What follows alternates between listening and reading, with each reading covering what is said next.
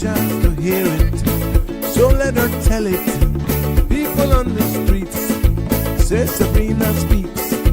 Tune into the show, she will let you know. Tell all your friends and family.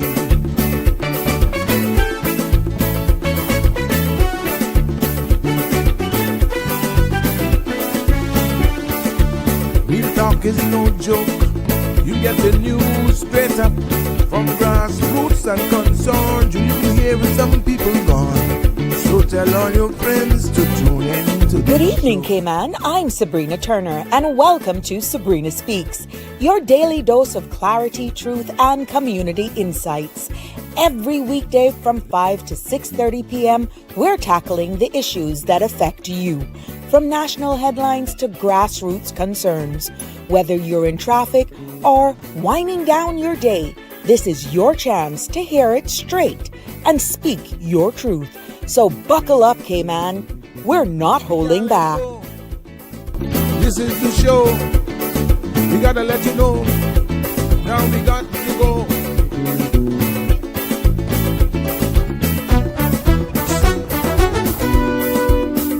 And now here's Sabrina.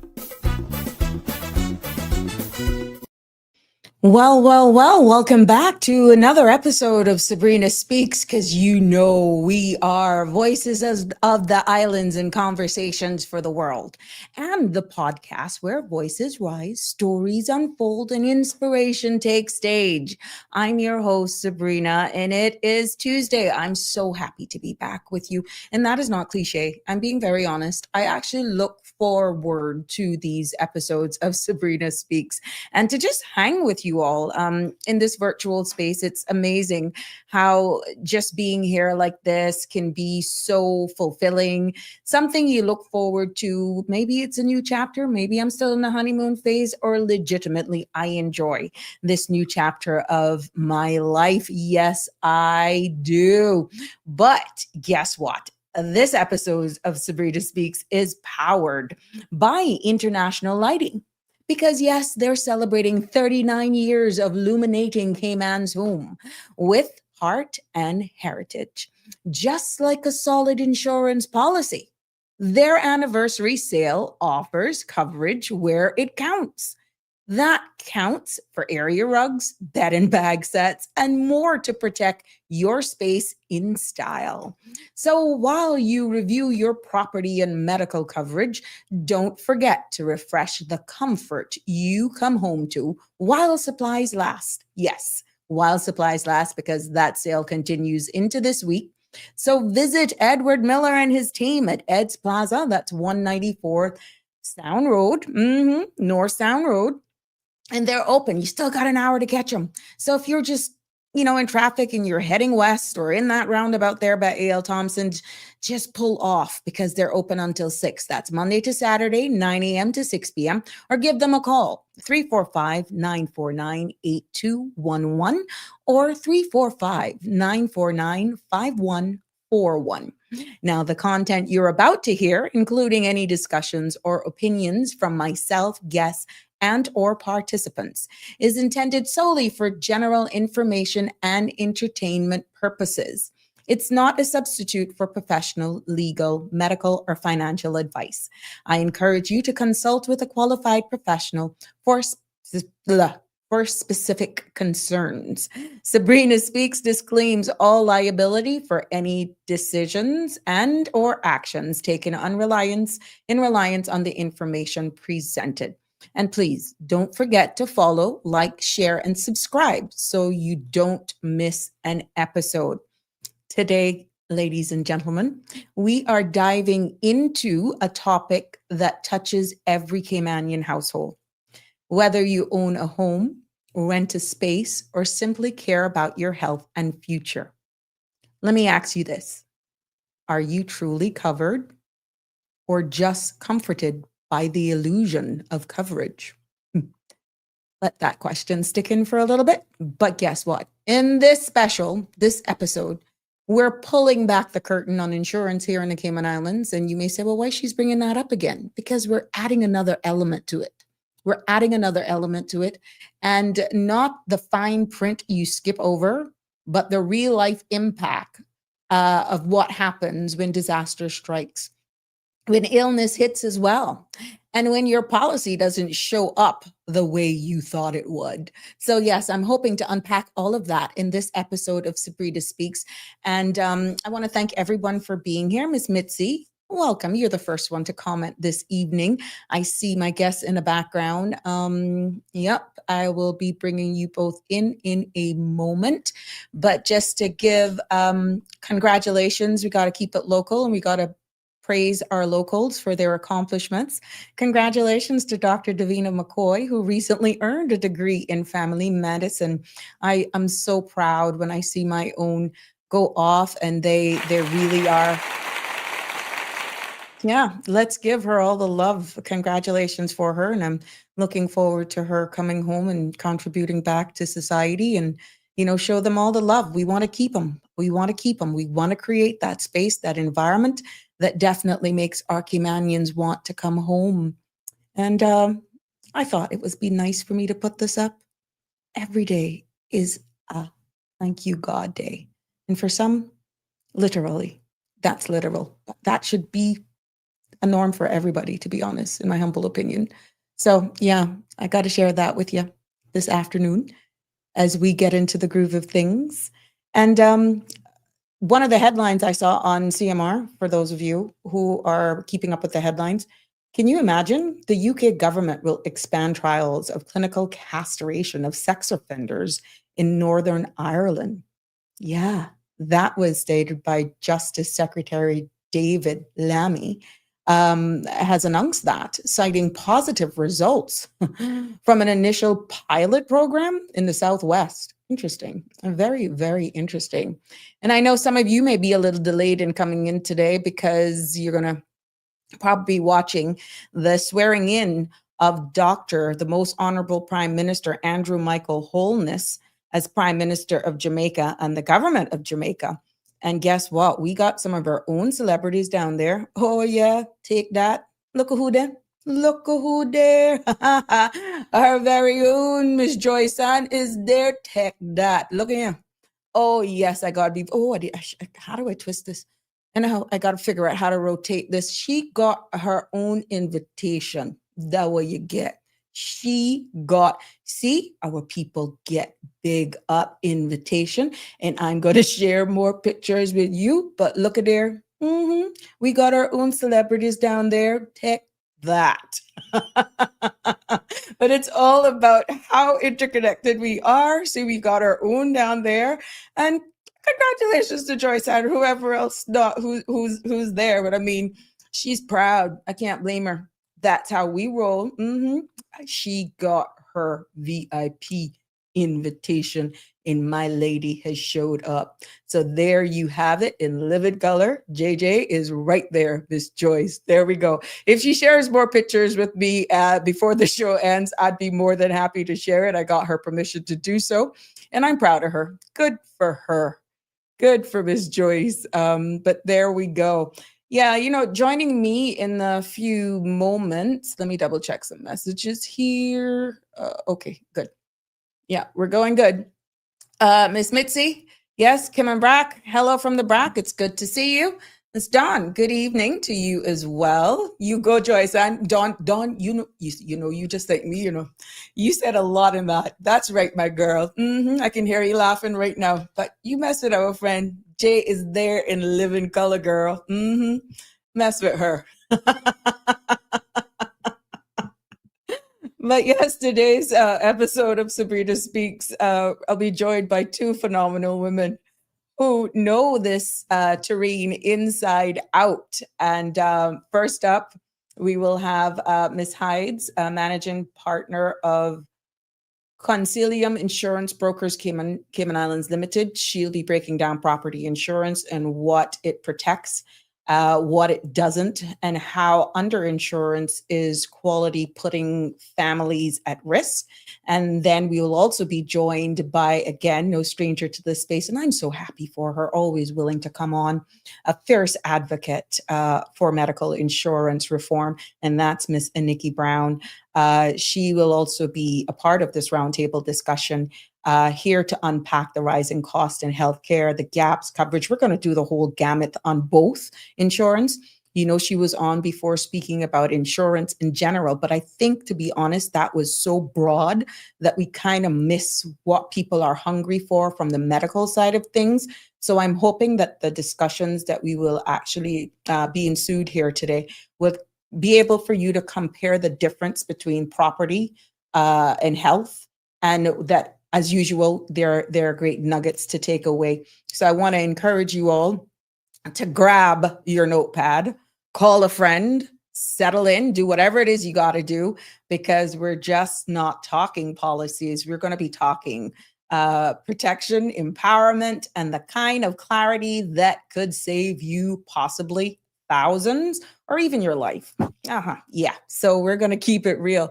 Let's see what Miss Jane has said. Good evening, beautiful. Have the flu. Proud of you. Just retired last day, Friday, 30. Oh, really? Jean? Oh my goodness, 39 years, 6 months. Congratulations to you on your retirement. I'd like to hear, oh, I would love to showcase you here to hear what that's all about. Then you won't be shackled as a civil servant, but it'll be good. But good to have you join us, Miss Ethel. You see your friend now, Miss Ethel. Miss J is living large. Congratulations to you from Valerie Lindo to Miss Jean. Looks like you're following me. There you go. Janet, great topic. Love education on this. Yeah, we gonna keep it real here. And I just love the feedback, to be honest. You can join in the conversation. 936-8255 is the number to call, or you can post your questions on the screen. But we're going to pretty much answer and try to include in the conversation, like things like, people may say, oh, why is she bringing this up? Why does this conversation matters? It matters because of underinsurance risk, healthcare gaps, empowerment through education, and all of these things. You know, many of us here in Cayman are unknowingly probably underinsured, especially in the property coverage, leaving us very vulnerable during hurricanes or even other disasters that we find out, oh my gosh, when you need to go make a claim. And then when it comes to those healthcare gaps, and you look at the rising cost of medical costs and limited coverage options, because some of you can't even afford the premiums, are straining our families. Our residual income is, what is that? And particularly seniors and those with chronic conditions. We've seen the story with Oscar, who is pretty much living a treatment by treatment because he was diagnosed with stage 4 cancer. And they were saying, okay, under this coverage, you're only allowed to get 4 or 5 treatments. And then after that, if we don't see a difference in you go and you sit down by the pasture. Where's the hope there?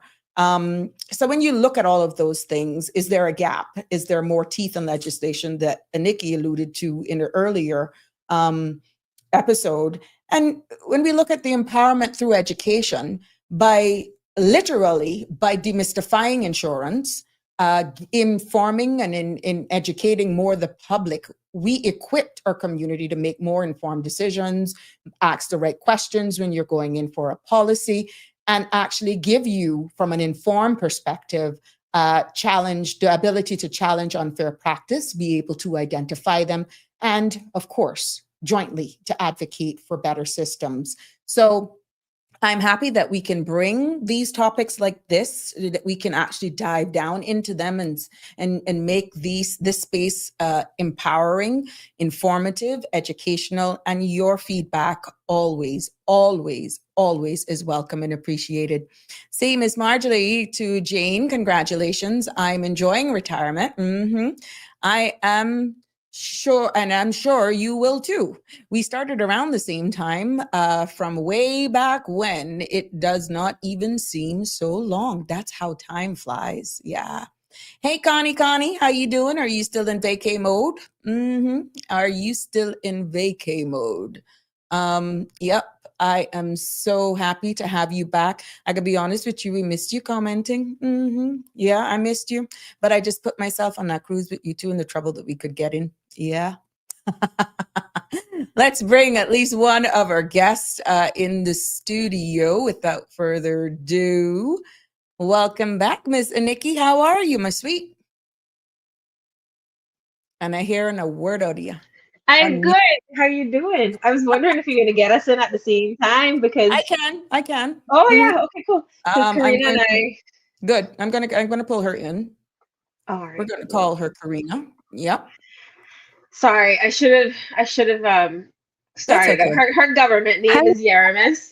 My Yeah, I government was. name is Yaremis. Well, yeah, Miss Pat, I would have slaughtered you that and everything, Karina. I just automatically went to. Yeah, we all call her Karina. Now I understand why She they asked called me you my first Karina. name.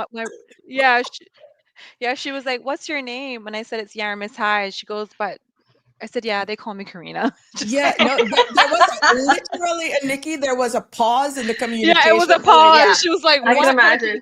She's yeah, like, I "It's my said, middle name." yeah. Well, ladies, it Yeah. is such a pleasure to have you here with us as we pretty much I'm hoping to demystify, to educate, inform our listening audience, and that this will transcend in the future as well. As it pertains to insurance as a whole, property insurance, and understanding what skill sets you both bring to the table. I'm very proud of both of you young, well, I could call them the young ladies. That's just a number, girl. It's just a number. I am so happy though for you to take time out of your busy schedule to come here and pretty much give us an educator community, because I think there is so much that we don't know. We honestly don't know about insurance. And then when you actually, insurance as a whole, how the businesses side of operate, and then you have then us as the persons purchasing the services, that being able to break this down this afternoon, I feel is key. And I thank you, Karina Yaremis, for coming on the show, because you're going to specialize in property insurance. And of course, Annkki, we will go into you when it comes to the health side of stuff. So, Yaremis, let's just start with the basics, right? When we say property insurance, for the sake of everyone, we're going to take it back to school. What does it actually protect? What does it mean? And what are some of the common misconceptions? Okay. Well, thank you. First off, thank you for having me here. A pleasure. It's a pleasure to be here to educate the public. I think, as you said, insurance education is very important, and the more we can get out there to the public, it's better for everybody because obviously insurance matters to everyone. Correct. Um, so to answer your question, when we say what property insurance, what does it mean and what it protects? So there are two types of property insurance policies. There's one that's called a name peril policy, and then there's another one that's called an all risk policy. So a name peril policy covers only the specific perils listed on the policy. For example, fire, theft, wind, hurricane perils. And if there isn't a peril listed, then it's not covered. And then an all risk policy is a policy that covers all losses except for what is excluded in the policy. So because not everything's excluded, it's generally offering a broader protection than the name peril policy. Okay. Oh. Some common misconceptions. Mhm. um, you have some clients that say, "Well, I purchased an all risk policy," Mhm. and they're thinking it should cover everything. Right. No. So again, an all risk policy does have its exclusions, and one of the things that we often hear is stuff like bad workmanship. You know, so it's so important to read the exclusions in your policy, especially when you're purchasing it at inception or when you're renewing your policy. Another one too I hear a lot are from businesses when we insure like their property. They'll be if they have like an interruption of business because of a leak or something that's not Right. covered. They'll think that their property is covered for business interruptions, like loss of sales and stuff like that. That obviously is a whole completely different policy. So just understanding Right. exactly what you're purchasing from a property insurance perspective is important as well. Okay. Now that's eye-opening.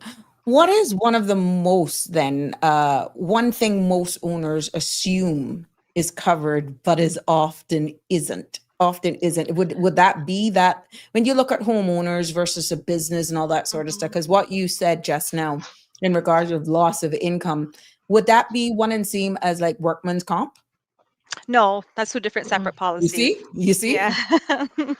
So one of the most um or people who what people mostly assume is, I would say, I kind of hear is like leaky roofs or leaky windows. And Mm-hmm. most of the times it's because of either bad workmanship. It has nothing to do with, a peril causing the loss to happen or the event to happen.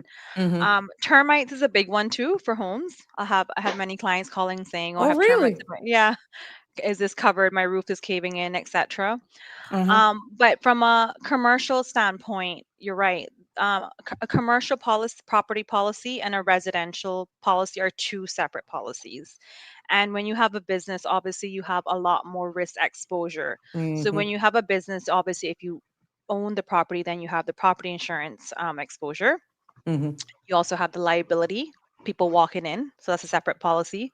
You have the employers and workman's comp policy that covers your employees if they were to get injured on the job Mm-hmm. or if an employee was to sue the employer.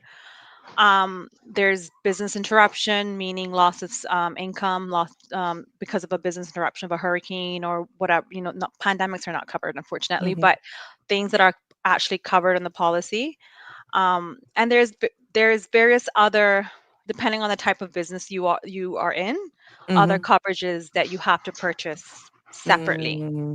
If you have errors and omissions, you have directors and officers. There's all Yeah. sorts of so many commercial policies out there. It's almost anything that a business does can be insured. Yeah. It's funny that you mentioned that pandemics are not covered, even though we went through in our lifetime, our generation have just gone through the pandemic, COVID. Is there any reason why, like, or there's still not enough to know Yeah. why it's still not covered? Because There it's was a inevitable. gray, yeah, there was a gray area, I have to say. And because obviously COVID was something that was one of, I don't know, an event, unheard of event. But Mm-hmm. anything that is related to pandemics, war, or anything Hmm. of that sort is automatic Mm-hmm. exclusion under the policy because you can't predict for that. You can't cover those kind of, you can't actuary, you know, cover those or quantify those losses. Mm-hmm. So I want to take that one a little further, if yeah. that's okay, because as this is actually one of the things that comes from traditional contract law, which of course would have been my background before entering insurance. There are exceptions in almost every contract, not just insurance contracts, for what Mm-hmm. is considered to be an act of God, Uh-huh. right? And acts of God being pandemics, being things that would automatically frustrate a contract. So Mm-hmm. you're looking at anything that is almost like a global obliteration. So Mm-hmm. from the time a pandemic was declared, immediately insurance companies went on a high alert because almost every insurance policy in the world has Mm-hmm. pandemics as an Exclusion. exclusion. And that Mm-hmm. includes health insurance, funny enough. The only exception is that in Cayman, our law does not allow for us to exclude pandemics. Mm-hmm. The exclusion that would have caught us out in health was to do with we would not health insurers would not be required to pay for Mm-hmm. anything that you would not be required to pay for if you didn't have insurance. So for instance, if it was government covered, then the health insurer should not have had to pay. Right. However, what we saw was globally, and starting in the US, and I think it might have been, and Karina, you can correct me if I'm wrong, but globally, when the pandemic reality hit, because I think this would have been the first pandemic that came about after health insurance Mm-hmm. Mm-hmm. was created, Mm-hmm. Yeah. right? So this is a once in a lifetime, but this is the Time. first, right, experience. Um, there were practical considerations that were made to set aside a lot of those exclusions. I think business continuity might have had a little bit of that too, but you can correct me if I'm wrong on that one, but maybe No, not. no. I think that it went to even court and all that, and it wasn't paid. There was Hmm. one claim in the States, I think, that got through a restaurant, but I mean, in Yeah, Cayman, it was not insured. it didn't go Yeah, through. yeah. But there Mm, are other things like pandemics that we don't talk about because we haven't right. really considered. So, for instance, acts of God and acts of war. Hmm. So terrorism, Of war. terrorist attacks, yes, terrorist attacks and acts of war War. are Yeah. treated in the same way as pandemics. And I feel like there's more than that. So no Um, insurance coverage right now with the escalation of possible presence in the Caribbean region right now with the military presence. We're hearing what's happening in Venezuela. God forbid, no coverage right here now will protect us from what's happening in our waters. Yes or no? not it is going to be one of those things that we're okay. So this is what happens, right? You put in an exclusion, and then reality tests it. Yeah. It's So if the president declares it's a war or a terrorist attack, then no coverage. It has to be declared by the highest authority. So for instance, like I'm not sure it if has you to be guys named. remembered. Yeah, it has to Yeah. be named. I'm not sure if you remembered when 9/11 happened. I think it was Mm-hmm. President Clinton came up and said this was an act of war, and then all the insurers Yeah. were like, Bush. "Oh, was it Bush?" Yeah, and all the Yeah. insurers Yeah. were like, "Oh, it's excluded," because he kind of declared that it was a war. Holy smoke. So Hmm. you have to be careful as the highest person Yeah. Mm-hmm. speaking on behalf of the country, because if you do Hmm. declare certain things, then the insurance policy kind of corresponds to that.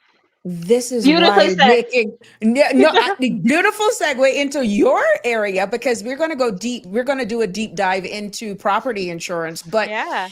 that says a lot. Even when senior civil servants make statements on Yes. certain Yes. things, and I was like, something went off in my head, and Yeah. so I'm like, he was not guarded.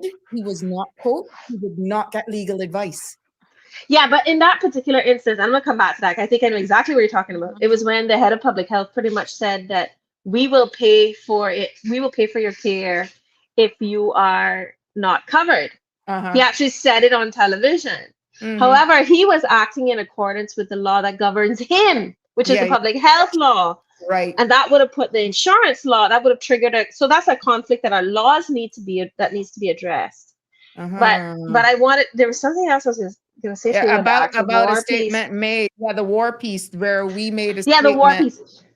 Well, Please. the war piece, not so much. Something That was the just went off. pandemic piece. That was the pandemic But piece. the That was the war piece, there was recently a something went off statement for me made. with the war. Okay, great. So one of the things that came after 9/11 Mm. is that the language in the legal in a lot of the exclusions was expanded to right Karina. So now it's not just declared wars, it's war acts of war declared and undeclared. Mhm. So Hmm. it was expanded to acts of war declared and undeclared. And I think there's also civil unrest is also Mm-hmm. riot and civil unrest, I think, are Right. also Yeah. included in a lot of different language, lots of language, right? So Yeah. So it just our depends insurers on are the not allowed to policy. do that. Yeah, it just depends on the policy wording too, with the insurer and all that. But again, it's a standard exclusion amongst every policy, just because again, most insurers all buy from the same reinsurers. So Hmm. Mm-hmm. most likely they're being implementing the same exclusions across all policies. Yeah. But We put had that a in mind, question. though. So, Well, so before sorry, go before you ahead. take the question, keep that in mind, though. When you look at what is happening globally as an Mhm. insurer, Karina and I are having very different conversations about what's happening in Ukraine. For Yep. instance, when you look at the amount of industry that's being disrupted in Ukraine, when you see what happened in Nepal, Nepal, all of these places where unrest is happening throughout the world, and you're going to also see it happening throughout the US, right? So I think we wildfire need to look season. locally in the region with what's happening. Two Well, boats. true, Yeah. true. That's, but I don't think we treat that as our region for insurance purposes, right, Karina? We're not We're Latin part America of the Americas. necessarily. This jurisdiction is a part of the Americas. Proximity matters. So when Yeah. it is yes or no, Okay, I'll let you because take that one. yeah, because there are specific insurers or reinsurers that write certain regions.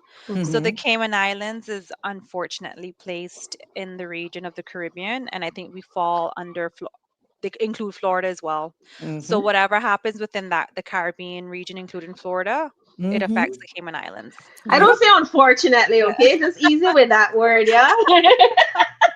It's unfortunate during hurricane season. Yeah, unfortunately during hurricane season. So we're put in that risk pool of, so if something happens to our neighboring countries, then obviously, unfortunate, we're put in that pool of risk. So then rates are fluctuating based on what happened.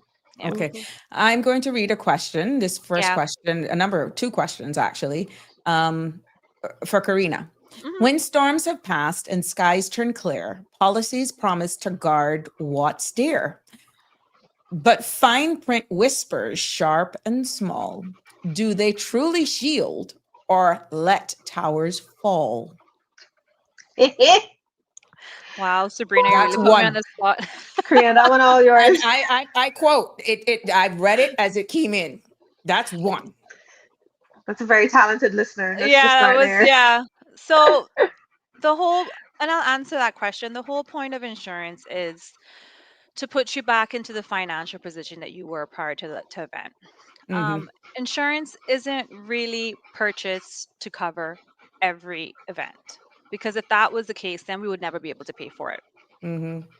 It is important for clients to understand that insurance is a contract between you and the the policyholder and the insurance company.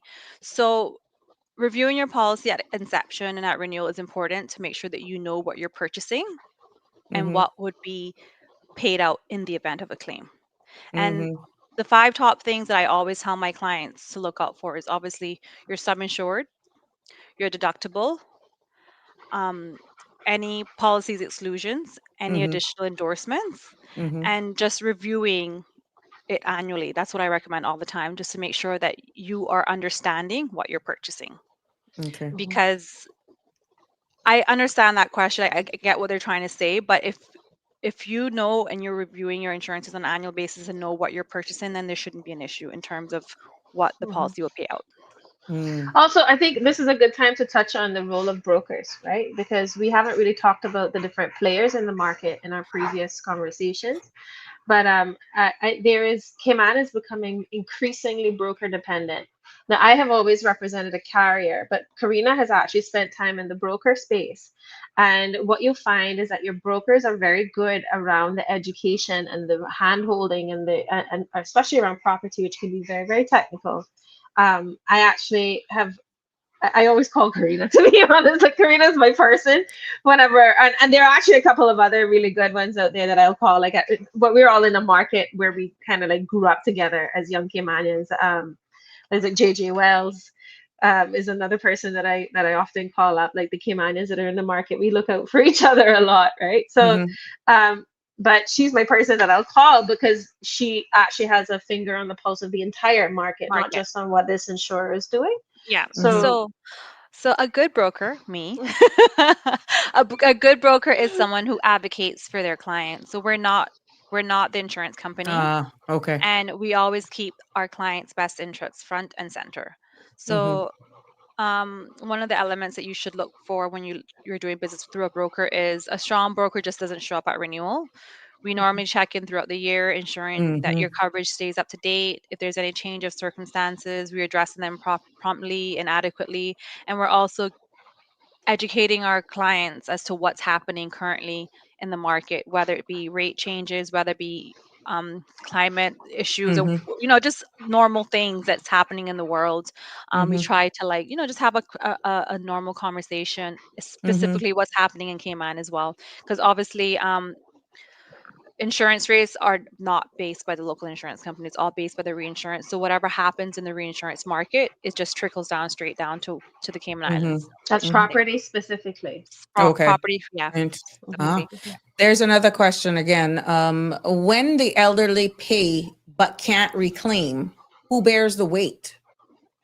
In That's this for case, health? who holds the blame? I think This that's a is for health you. question. No, it fell under Karina. Okay. So when the elderly, what's the question? Pay. When the elderly pay but can't reclaim, who bears the weight? Who holds the blame? That came in with you. Oh, with Yeah. the same question. Okay, got Yeah, it. with Yeah. the same. Yeah, We because got our, remember it we got was. our poetry, our poet. Oh, Yeah, there's another part of it too. Tell us plain without disguise. Is insurance comfort or clever lies? Oh, bless no, them. No, bless you. listen, good questions. Okay, all of it. I think I should take the elderly one though, because I don't think that that is specific to Property, property. yeah. Hmm. Because age doesn't actually come into play with property. Now, I will tell you that elderly care is a challenge for every jurisdiction in the world. Mm-hmm. We are coming into we're well into the retirement of the largest cohort of humanity, which would have been the baby boomers that were born after World War II. Mm-hmm. But the largest cohort that humanity's ever seen, our population has grown significantly.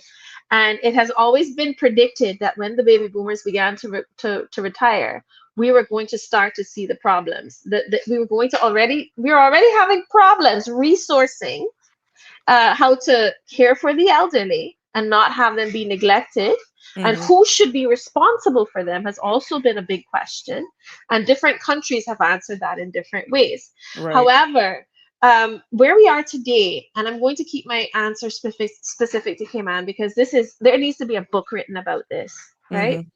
The older you get, the higher your risk of care, of need for care will be, right? Oh.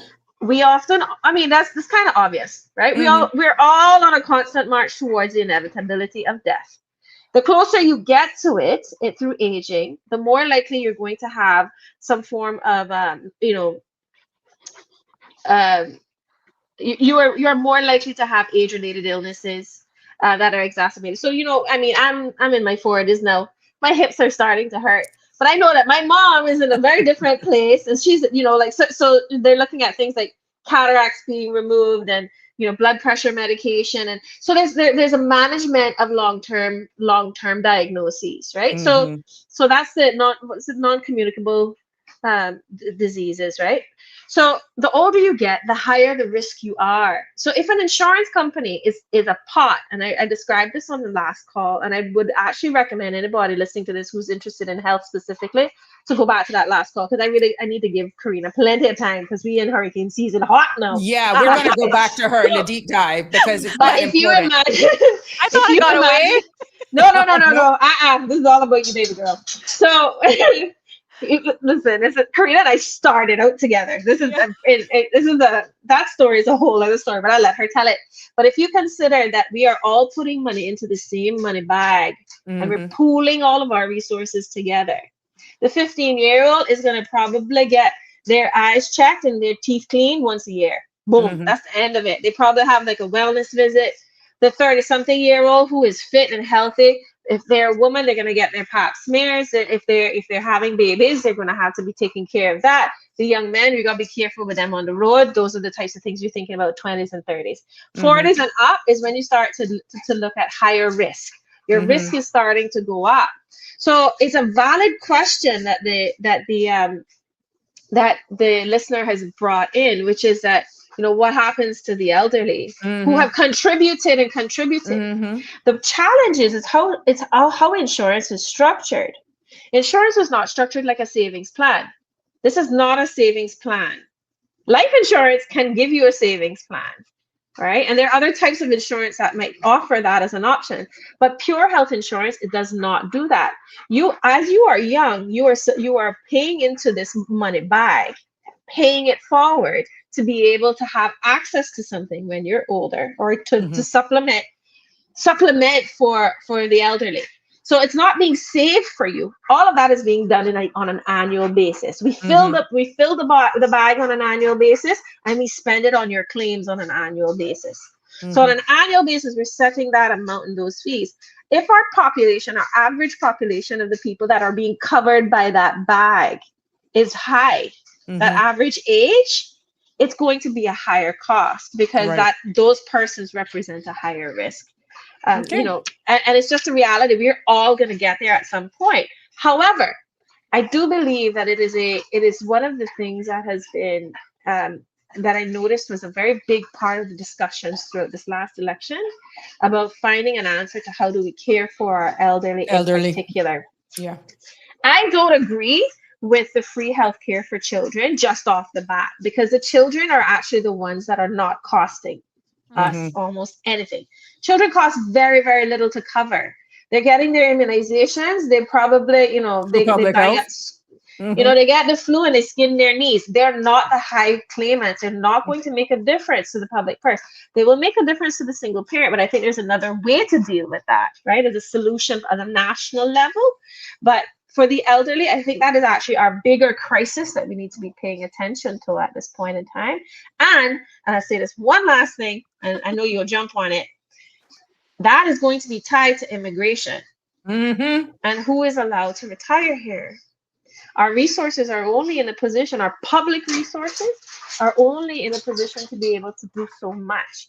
And as good as a job as Cynical does in what they do, I don't see it would really kind of concern me to see Cynical be burdened with an additional burden beyond what they're dealing with now. Right now. Because they're responsible for a lot of our social provision of healthcare at this time. So what is available to the elderly right now? Unfortunately, if you are not a civil servant and allowed to be covered for life at retirement, you are then in a position where you need to find coverage. Often that means that you have to go through Cynical. There are some employers, there are few and far apart, very few, but I have been blessed to cover at least 3 of them who actually have a really, really strong retiree plan for their employees. But some insurers are not permitted to do that based on their reinsurance agreements. Okay. So that you have to understand, like this, there are checks and balances as to what we can do. We are in the middle as insurers. When I say we, I mean my former life. We're in the middle between our reinsurer who insures us and gives us certain rules that we have to follow, and then we have the client who is insured by us. So that's my answer on the elderly. It's not a perfect answer. We don't have all of the answers yet, but we should be looking at that as a priority. Okay, well, we got some poetry and questions for you on the medical side. It hasn't gone away, but So I you'll think get more because poets. we're gonna get more poetry this evening and questions I love this. intertwined. You know that just warms my heart. I know, Right? It's I the know it way does. that question comes in. Oh, I love know it. it does, but Love it's it gonna so tickle much. you pink. It's gonna tickle you pink when we get to you. But because we're in the height of hurricane season, and of course we understand the importance of what Karina brings to the table, that both of you bring, but more so, let's highlight property, right? Yeah. Now we've heard the term underinsured more and more lately.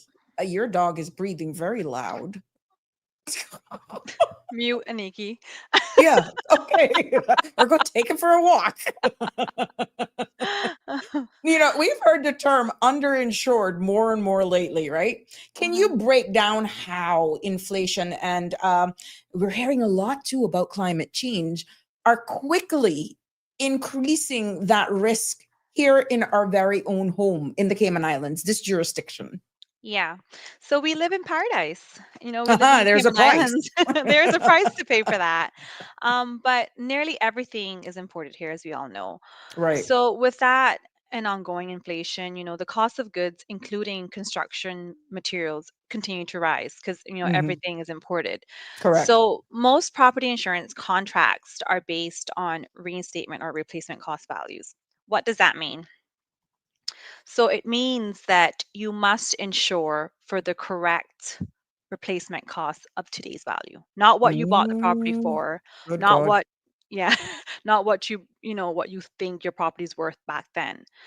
So what that means is you have to make sure that on an annual basis you're checking your policy sum insureds to make sure that it's keeping up with inflation increments.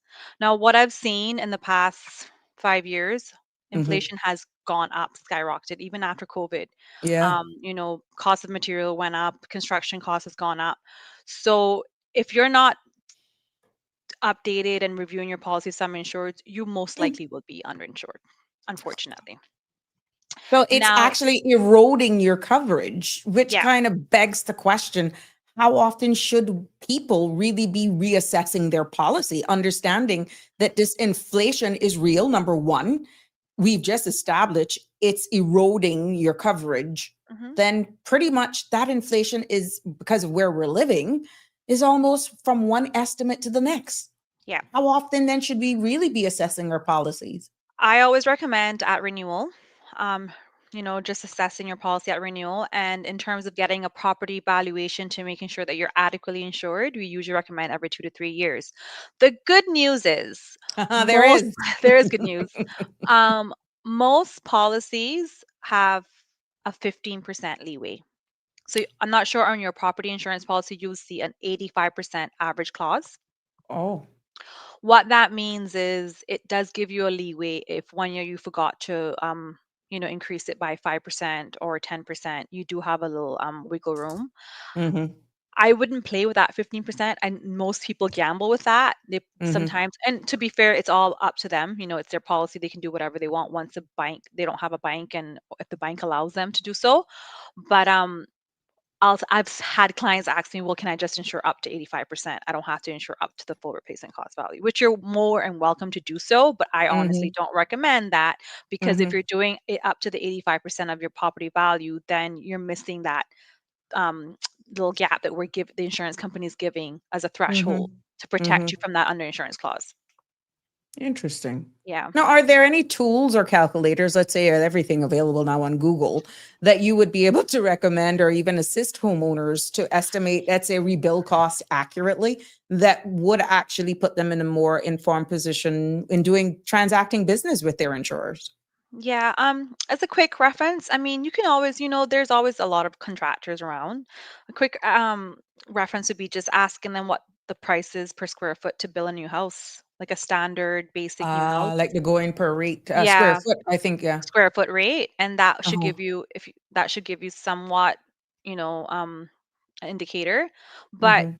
we always recommend, and I know it's expensive, obtaining a professional valuation from a surveyor, just Yeah. because they are in the market. This is what they do every day. They know how the market is, increasing, decreasing. They're Mhm. familiar with what's happening, especially within that specific area of Right. market value, and replacement cost values. Mm. Yeah. Let's dabble into a little bit of real life scenarios. Now, like after a hurricane, what are some of the most in your professional time, what are some of the most painful gaps homeowners discover in their coverage that they probably didn't even see there, that was always in your face? The deductible. They don't understand how it works. Ah. Yeah. Tell us about So, that, please, because I've yeah, heard about this infamous deductible. yes. So obviously being underinsured and the deductible. So on almost every property policy has a deductible. So the deductible is based on the type of peril that you're insured for. So most catastrophe deductibles, what they consider catastrophe is hurricane, windstorm, earthquake, Mhm. those like the big cat events, catastrophe Mhm. events. Mhm. Those mostly have a 3%, minimum 3% deductible. So what does that mean? It's 3% of your total sum insured value. So if you have a house insured for 500,000, Mhm. if there's a 3% of that. yeah, if there's a wind or a hurricane event, you are responsible for 3% of that claim, the first 3%, and then the insurance company pays after. And a lot of people don't understand that. And then in addition, the underinsurance clause. So what happens is, and that's why people get upset, Oh, because so it's a combination of those 2 things. You could be underinsured. and then You're you get linked with a responsible for the deductible. 3% before.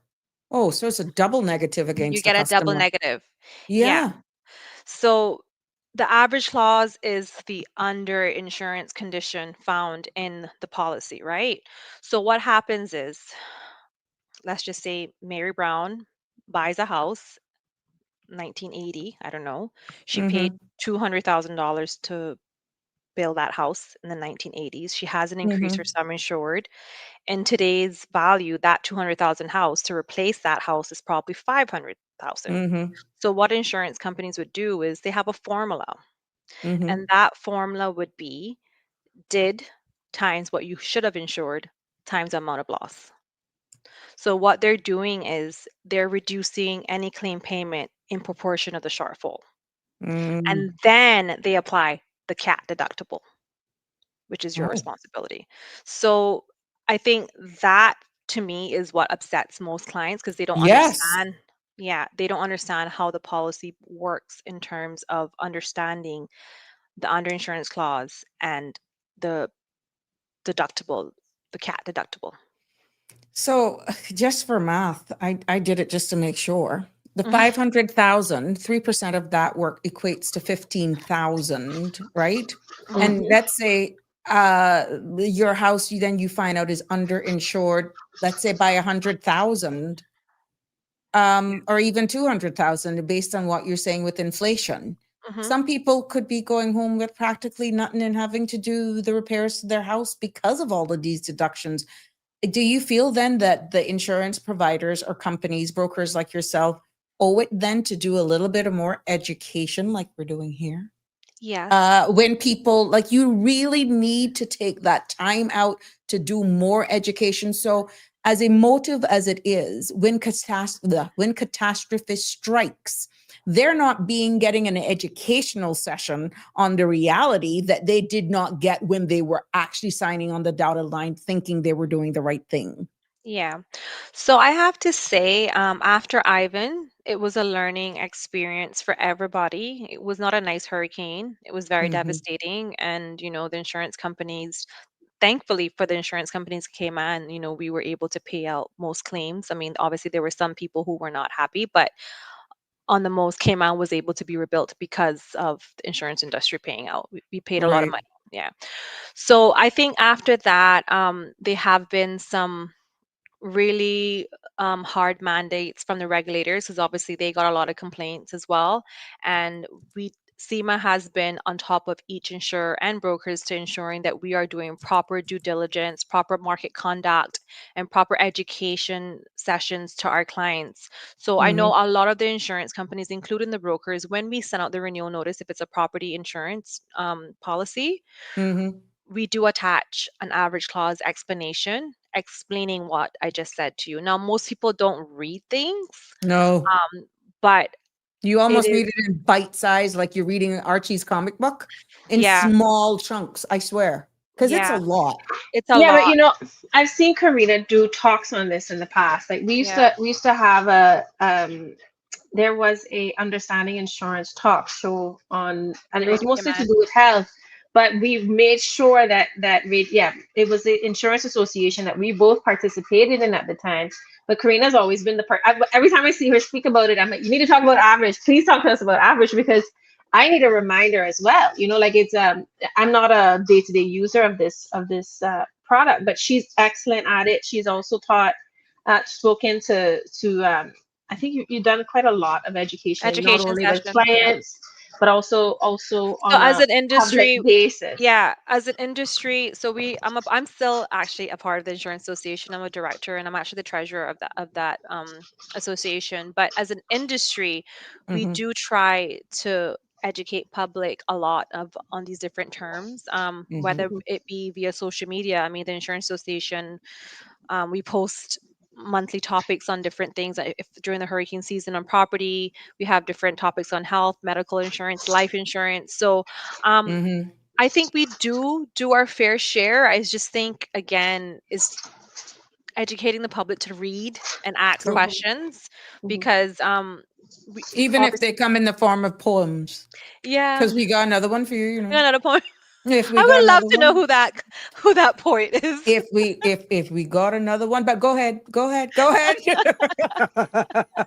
We got another one for you. Oh gee. But you go ahead because I this whole average clause, some people may look at that, it sounds like a hidden trap when you break it all down, but that's not the case. It's just because people don't understand it. You'll understand average. I have to be honest, like it is a bit misleading if you don't understand insurance. They should call it the underinsurance clause instead of average Mm, clause. So to be fair to the poet, yeah, if that was him. that not a question. Oh, that Mhm, mhm, but again, that's where you can actually speak to your broker, speak to your insurance company rep and ask them what does that mean. So mhm, it is when you see average clause, that is under insurance clause. Mm. And that's on mostly every policy, probably 99.9. I can't say all because I can't speak for all, but it is, you would find it most of the times on your policy schedule. You ready so you can take a break? Oh, gee. Okay, sit down. We pay our dues. We trust the shield, yet storms reveal what life's unsealed. A roof half fixed, a bill unpaid. Was it protection or just a parade? That's one. Wow.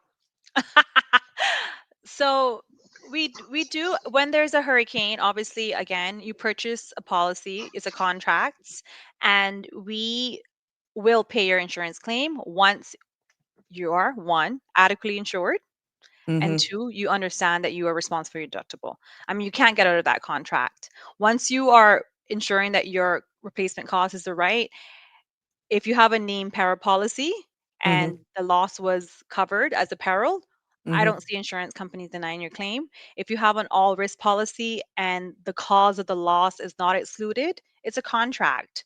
So they have to pay. You signed it's an insurance contract between the policyholder and the insurance company. Okay, number two. No, no, no. I actually want to chime in on that one, if Oh that's okay. Lord. Right. So Okay. Mm-hmm. I think it is important to remember that an insurance product does not. Okay.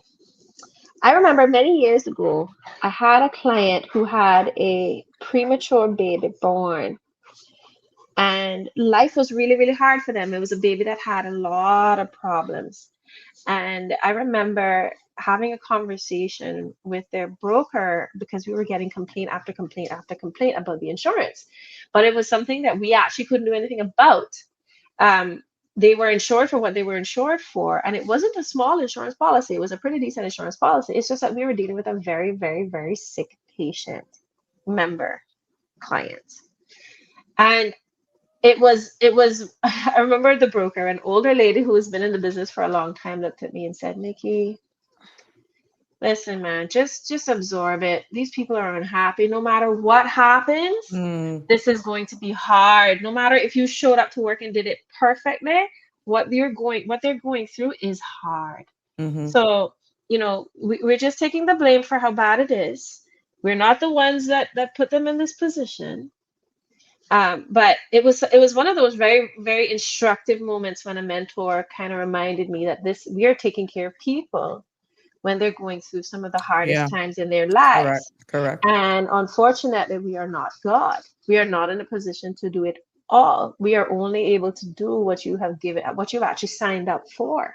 Mm-hmm. So that's the challenge that I think both property and health end up having, is that, if you are underinsured, we didn't do that to you. You may had to make that decision. You had to make that decision, and you probably made it from a very good place. And we have this problem right now where people are, there are many people that are going through financial hardship. A lot of Mm-hmm. entrepreneurs are struggling. They Mm-hmm. cannot afford to insure them. So what they end up doing is insuring their employees, but not And leaving themselves. themselves out. Yes, Right? yes. And I completely understand that, because as an Mm-hmm. entrepreneur myself, I have You're been there. responsible for your staff. Yeah. So you understand that there are realities that people have to deal with when they actually come to make these decisions. Mm-hmm. And I would love for Karina to cover the impact on this massive increase in property value Oh, that we and have the seen. I'm clay. sorry. Sorry. You have to listen, that has had a major impact, and we need to Mm-hmm. not forget that, right? Mm-hmm. Because go for it. Sorry, Mama. So what happened with that? We got a double whammy. Mm-hmm. So after COVID, like I said, there was a big hike in inflation with cost of material to build property. So, and also property values went up. In Mm-hmm. Cayman, we're so blessed to live here, by the way. Mm, But that comes with the price, right? And then exactly. at the time, insurance is a cycle. So insurance was going through a hard market. Mm-hmm. What does that mean? A hard market means there is little to no capacity, and when there's low supply, the demand, obviously the demand Go. is increasing, so the Right. prices went up. So there was a time, I think it was in 2017, 2018, when I was seeing 30% rate increases. And then plus Mm, you had to raise your sum insured values because of inflation. So there mm-hmm, was a time where people were paying 50% more than what they were paying on the previous years if you were to increase your sum insured values, because then mm-hmm, you had the issue of being underinsured, right? Let me just jump in, because when Yeah. you say there's a shortage in capacity, not a lot of people know what that is. Okay, Yeah. okay. So what that means is, oh, thanks for that. What that means is, I'll break it down. So when we buy insurance, we're buying it from the local insurance companies, right? right, Those insurance companies reinsure probably 95% of the risk that they are selling. What does that mean? All right, I have a house. I want to insure it for $100,000. mm-hmm, The insurance company is charging me $1,000 for that. Let's just say, mm-hmm. just keep it easy. Yeah, yeah, yeah. They're only retaining 5% of that risk exposure. And then They they're pawn reinsuring. off the rest to somebody else. They're buying reinsurance for the 95%. And just to explain what reinsurance is the insurance that Yes. an insurance company Company has to buy. has Because to if they buy. can't pay it all out, if we get hit by a massive disaster, somebody has to bail them. So they buy an insurance product to insure their business. Mm-hmm. Yeah. So that Hmm. is what drives the rates in Cayman is the reinsurance market, right? So when the reinsurance company now has to go and find that money to reinsure the local insurers and there is not enough, then the pricing goes up, meaning there's not a lot of investment, capital investment going in. Mm-hmm. So that is what you call a hard market. There's not a lot of investment. When the interest rate went up, a lot of people pull their money. A lot of the investors that people invest in insurance pull their money out because they said, well, I get a better return leaving it in this bond or whatever than putting my money and gambling with it versus with a hurricane. So You it's know, a lot. market driven, It's very essentially. market driven. Yeah. Like stock market driven. Yeah. So the good news is, I do have good news. The Mm-hmm. market is coming back. The cycle is coming back to a soft market. Mm-hmm. What does that mean? Yeah. What does a soft market mean? How does it benefit someone who's been paying $10,000, $15,000 a year? That means that you should not see insurance increases this year coming up in 2026. They just had this. Shouldn't, So, shouldn't, should you should not. not. No, because they every year they have a reinsurance meet up in Monte Carlo, and some of the reports are coming back that there is more supply that would outpace the demand. So meaning Mm-hmm. that in 2026, the market rates would be steady or they should be coming down from what you paid in the previous years. So that's good news. So insurance rates for property is all market driven. And I Yeah, think but people hold on. think, Can I save you from yourself in that moment just now? Because you just said that we should not be seeing increases Correct. in our rates. However, our property values are yeah, shooting up. So yeah. we So should not be now it's a seeing good increases for the the purpose insurance, of if you're reinsurance. doing it for a like to like basis, but if you increase your values, obviously you're going to pay Your more. premium. Yeah. Yeah. Yeah, but Mm-hmm. from a rate perspective, next year we're entering a soft market era, which means that there is more capital in the market, and Mm-hmm. and people are being competitive with what they're purchasing the reinsurance for. Okay. We have a Yeah. caller, ladies. Yeah. Good evening, caller. You're live. Good evening, Sabrina. Good evening. Good evening, ladies. They're saying Hello, hi. Hello. I think that's my favorite caller. Mm-hmm. the poet. He Yes. has a lot of favorites out there. Mm-hmm. Is that the poet? No, it's Me? not the point. I don't think, but I he could protect my be. people. I protect my people. Caller, what's on your mind? Welcome to Sabrina Speaks. I just wanted to clarify a few things or maybe ask clarity of your guest speakers, right? Sure, go ahead. So, what I'm hearing is when it comes to reinsurance, right? Mhm. Imagine you have a bucket to catch rain, right? That bucket is your insurance company. Now, if it rains a little, your bucket can hold it just fine. But if a big storm comes, the bucket will overflow. So, am I correct in understanding when you say my insurance company gives some of its water to a bigger bucket behind it. And then that bigger bucket helps catch the extra water so that the first bucket doesn't spill over. Yes and no. The first bucket spills over into the second bucket. So it doesn't stop the overflow. Okay, so I'll give you an example. I'll give you an easy example because I feel like health insurance is one of the easiest ones, right? One of the easiest ones, right? So if I have a reinsurance, it's like what we call it, like a stop loss reinsurance. What will happen is I have an agreement with my reinsurer, and that reinsurer will cover me for every single person, every belly button on my plan. If their claims for that year exceed an X amount, then that reinsurer is going to pay those claims. Right? So that's what we call like a stop loss. That's an example of how, and there are multiple types of reinsurance, but that's how medical generally works. So if I say that stop loss is $250,000, and that person needs to be flown out to a neurosurgeon in Miami, and that is going to cost $800,000, which is very, very possible because that's what that looks like. That's actual reality, right? So I will be paying up to the $250,000 as a local insurer, and then that balance, that 600 whatever beyond that, is going to be paid out by my reinsurer. I pay it, and they pay through me, but they then pick up the bigger claims. Is generally speaking how it would work in my part of the market. And the property, we don't really normally see stop loss arrangements. That's mainly done in the medical insurance space. So what most insurers do is they buy reinsurance for their insurance, property insurance. So basically what they do is, to your analogy, yes, they purchase a sum insured value, and any claims that is over that, then the reinsurance company would pay them. So they're only retaining a small portion of the risk exposure in the event of a CAT event. Now they can do it.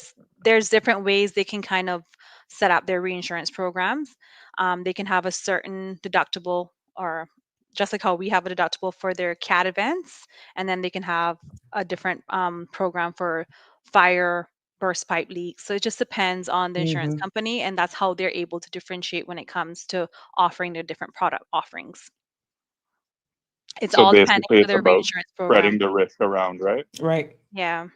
It is. So if I was going to use your bucket analogy, in the case of health, we have each person has a bucket, and that bucket overflows into the reinsurer bucket. But in the case of the property, the entire book of business for that carrier has its bucket. And then that entire book of business has a backup bucket with the reinsurer. I love that image, by the way. Thank you very much for that. Right. So that's what I'm asking. So then now my next follow-up question would be, so that's why, because I put some of my water into Florida's bucket, and Florida put some of their water into California's bucket, when there's and so on and so forth, when there's a fire in California, Florida has to pay more for their insurance, and then Cayman therefore has to pay more for reinsurance. So that's why when one disaster, I think that's what you were alluding to, right, Annkki? When something happens in one part of the world, it affects insurance all over the world. Yes. Am I correct in understanding that? Well, yes and no. It's regionalized to a certain extent. Yeah. So we have different buckets, but then they have what's the one behind the reinsurance again? They have reinsurance too. No, it's like but there's a name for it. I'll tell you in a minute. Reinsurance? No. I'll tell you in a minute. While you go, you know what I'm going to be Googling that. Who reinsures the reinsurer? They also go and get insurance as well too. But the buckets get bigger and bigger. So say we're in the Caribbean bucket, right? Cat bonds or something like that. It depends on what they buy, how they invest their reinsurance money. But retro is a retrocessioner. So retro insurance is what they call it. So that's the reinsurance. So each bucket gets bigger and bigger. So the surface area of each bucket gets bigger. So for instance, our current in the health market, to the best of my knowledge, our reinsurer is going to be regionalized, and I think it's all of the Caribbean. I don't think health is Florida is included, and I don't think Puerto Rico is included because we have different legal setups, right? Yeah. Whereas for property, the regions are going to be shifted differently based on risk. So depending on reinsurer as well too, depending on how they spread their risks. So it's just a matter of having the reinsurance broker set up your program according to their reinsurance risk appetite, if you want to put it that way, what they want to insure.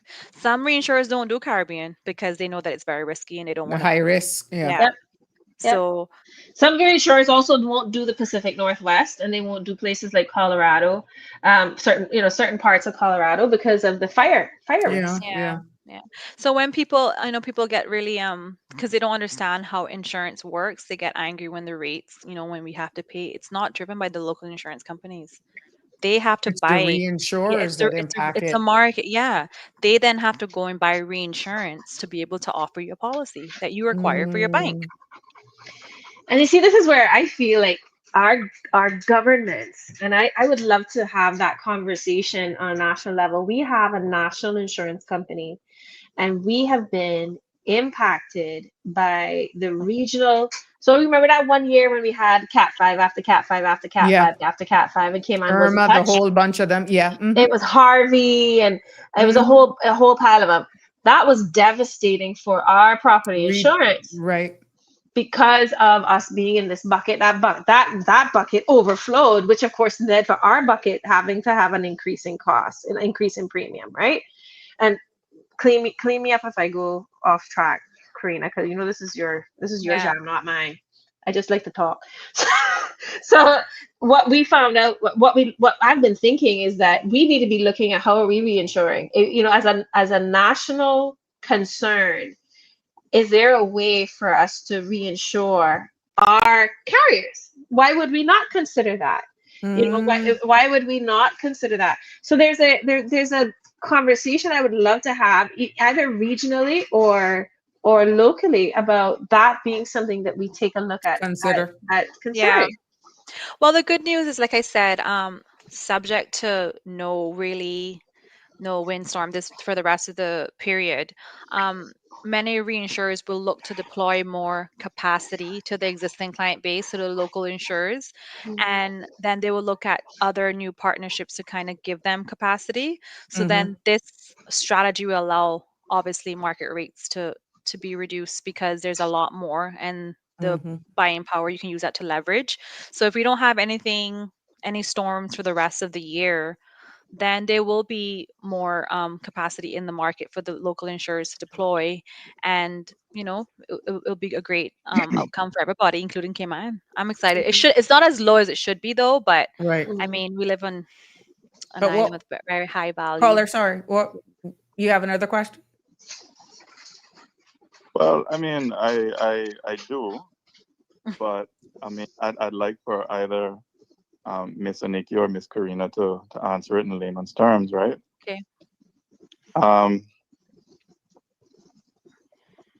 But ladies, I suppose if trust is cracked by claims denied, what truth remains beneath the tide? For those who fear it all the time, what do you think insurance is a scam? Oh, I didn't do it. I didn't do it. He revealed himself. He revealed I knew it was himself. the point. For some reason, I thought it was him. I don't know. You can't say I ain't got my caller back, but he revealed it himself. But he asked a good question, because trust is something I feel like the insurance industry has not done very well at maintaining, and I know that there are good reasons for that, right? This is a conversation we used to have at the insurance association level, which is what actually fed into the start of some of the conversations around education, public discussion. And there's two parts to this answer. One is that there are bad actors in the insurance world, particularly in unregulated jurisdictions. And those bad actors are now starting to pick up gunshots, unfortunately. I shouldn't have said it that way, but that's where we're getting to right now, where that is running its course, where people are not happy with how that is being handled in other jurisdictions. So that thinking overflows into a much wider distrust than it is not regionalized. The distrust is not regionalized. So they're all painted with the same brush. In Cayman, we are so highly regulated that there is always a good answer for how things have gone. And if there isn't a good answer, there will be one or there will be a correction because our regulators are so involved, particularly in health, because we have two regulators. We don't play. Yes. We are on very tight leashes, right? But the other piece to this also is that insurers are by nature risk averse. By nature, we manage risk for a living. So I think Karina and I think there might be one or two. April is another one from Pan American. We are very vocal because we recognize that the value of trust supersedes the nature of being risk averse. So there is a risk and a vulnerability in transparency that people run from. They're terrified of opening themselves up. And I remember having discussions when we were talking about provider fraud back in, I'd say about 7-8 years ago. And the biggest, we would meet on a monthly basis to talk about provider fraud. Karina, you remember this because you used to send someone, right? Or used to come sometimes. We've seen pregnant men, by the way. Yeah. Long before trans men. I told Sabrina that the last time the last episode. Pregnant man and days with more than 24 hours. Like there's so many crazy things that have come in with provider fraud. But there was a sense of and I remember this. I can say it now because most of those people are gone, right? But I remember people going around the room. We cannot fight back too hard on this because that group of people has way too much political power, and I am on work permit.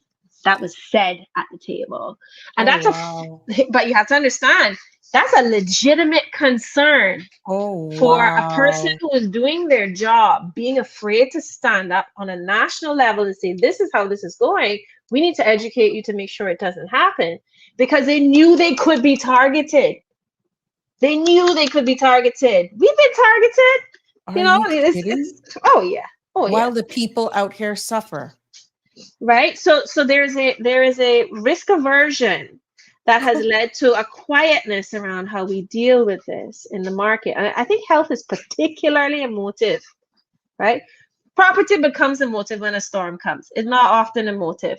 But health is a daily something that we have to people are scared. And when you're sick, you're not well. I know this personally. It is one of the most vulnerable and terrifying times of your life.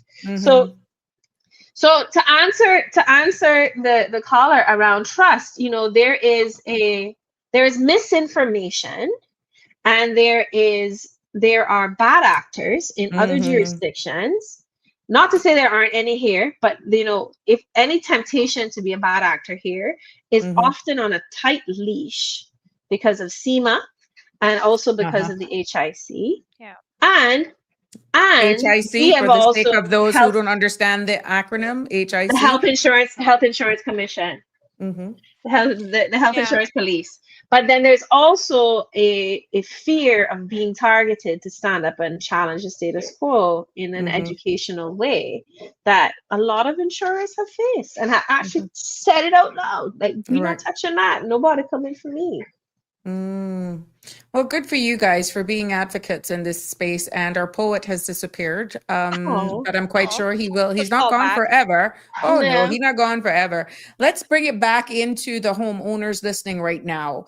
Karina, if what 3 things, just pulling it out of a hat, should they do this month to make sure that their property is properly insured? I mean, like, for any homeowner right now that's listening, understanding all of these things, the erosion of their policy due to inflation, you've gone onto this hidden thing that they probably didn't realize about the average clause, and you realize and you broke it down with the deductible versus the underinsured.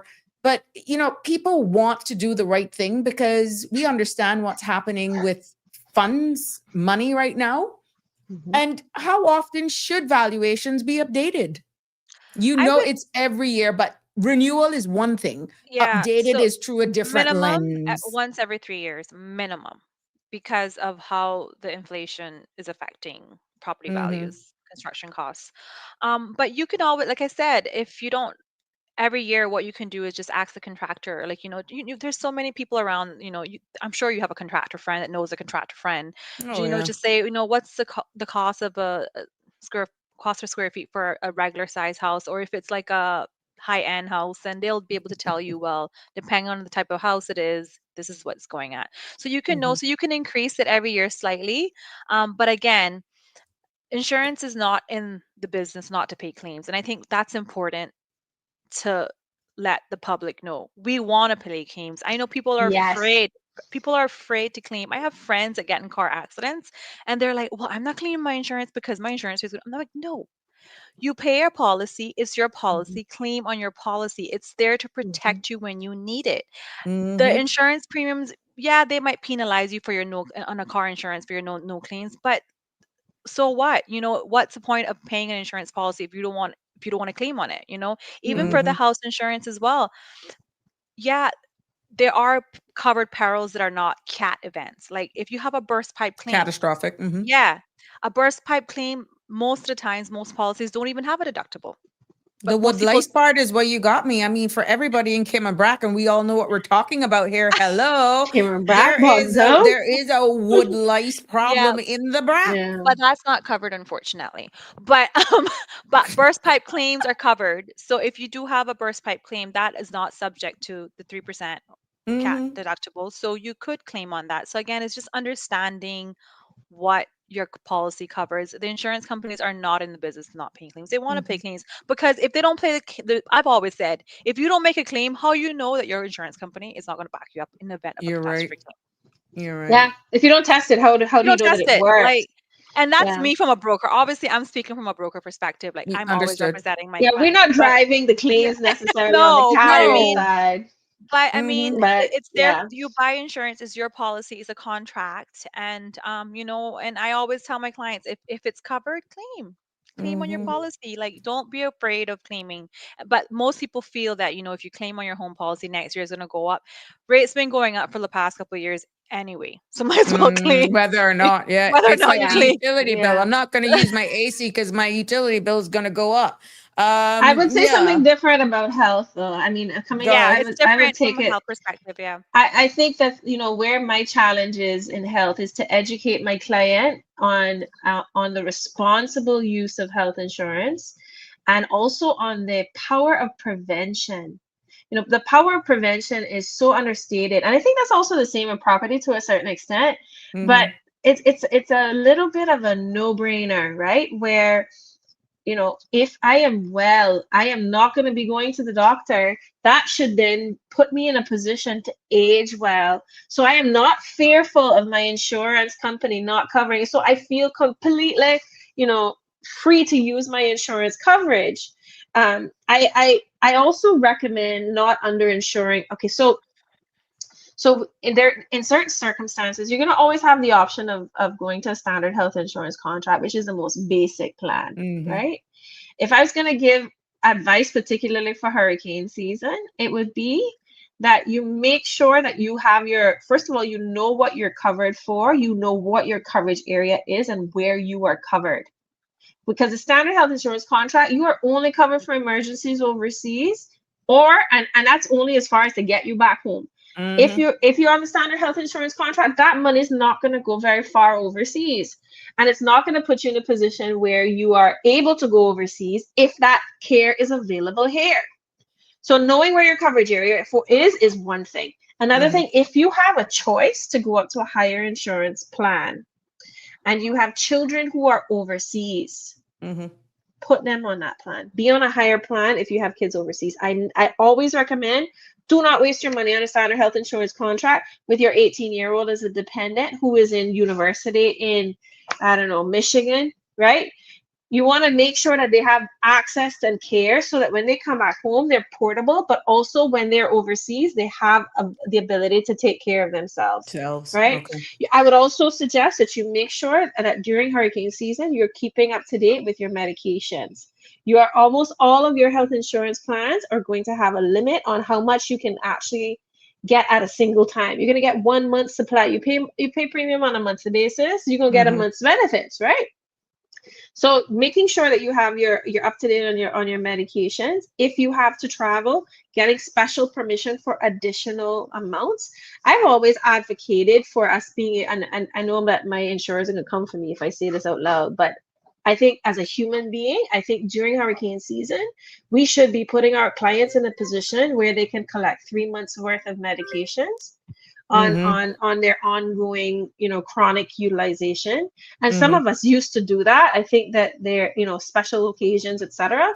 And during hurricane season, 3 months during the hurricane months, having your, and some of them may still do it. Find out what your medication coverage is, because you do not want to be in a situation after I where you don't have water, you don't have light, and you don't have your meds because you are waiting a couple more days, or you'll get, it's as you see a hurricane warning come, when you go to the pharmacy to go and get yourself your supplies, you go and you get your meds, please. Okay.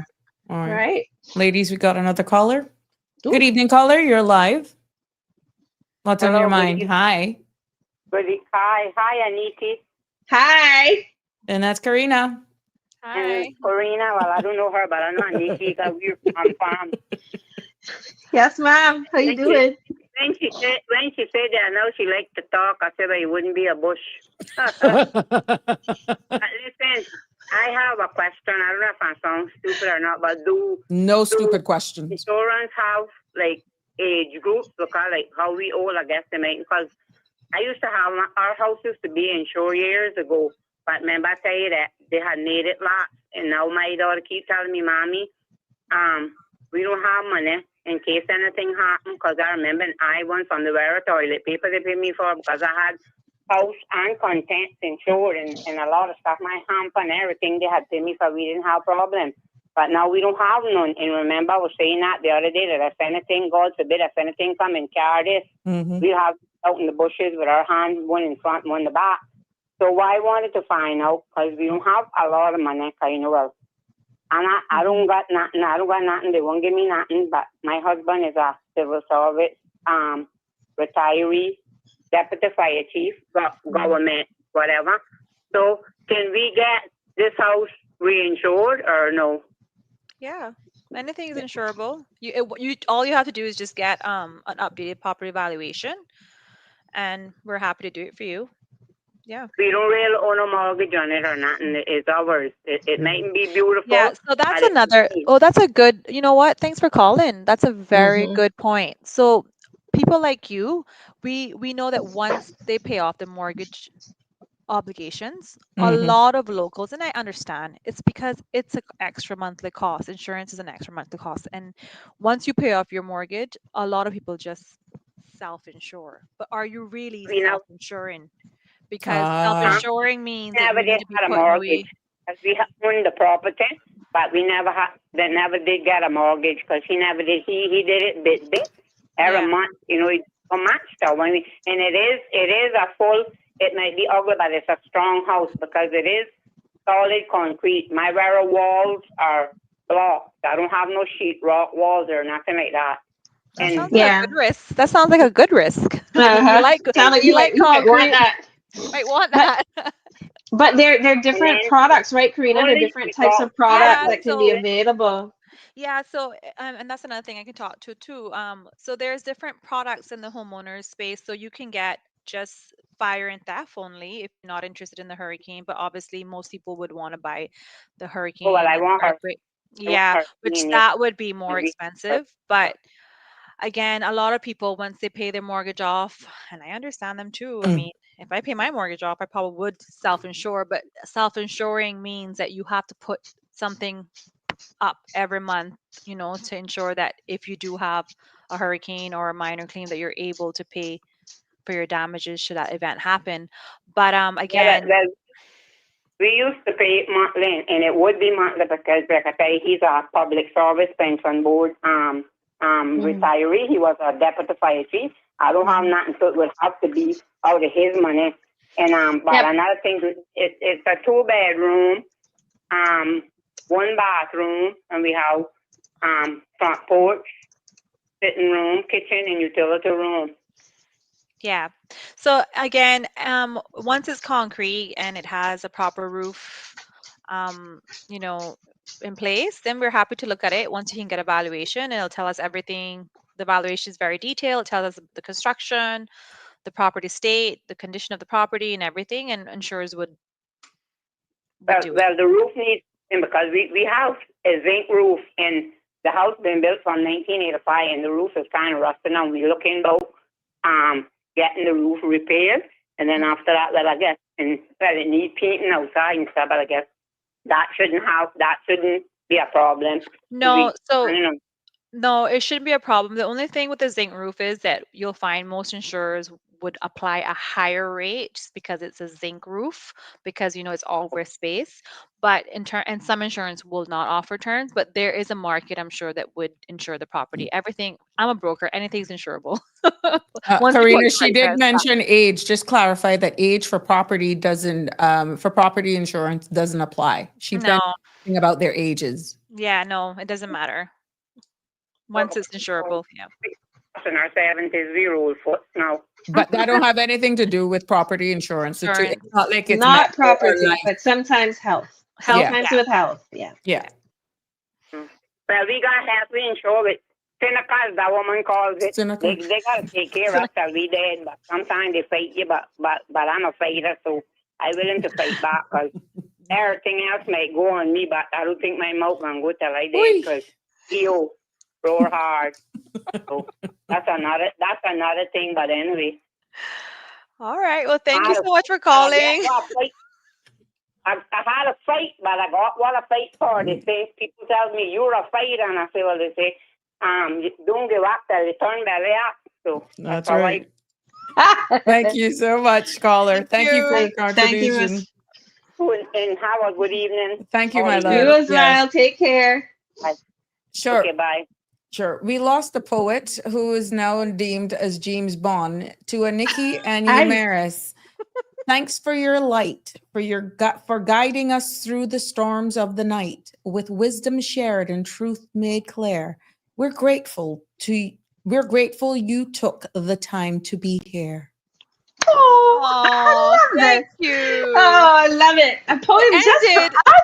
I know. Yeah. It ended so beautifully. Just for honor. Thank you. That's for us. I will I feel so forward it to special. you guys. The To two go I love it. separate, but yeah. The two industry rebels. Yeah. Yeah, What a that's mess. us. But I like the fact of where this conversation has gone today. And I'm hoping that at the end of the day, people will appreciate the amount of time we've gone deep dive. We haven't even separated medical, but thank you, Annkki, for jumping in, because you can see where the two actually Different.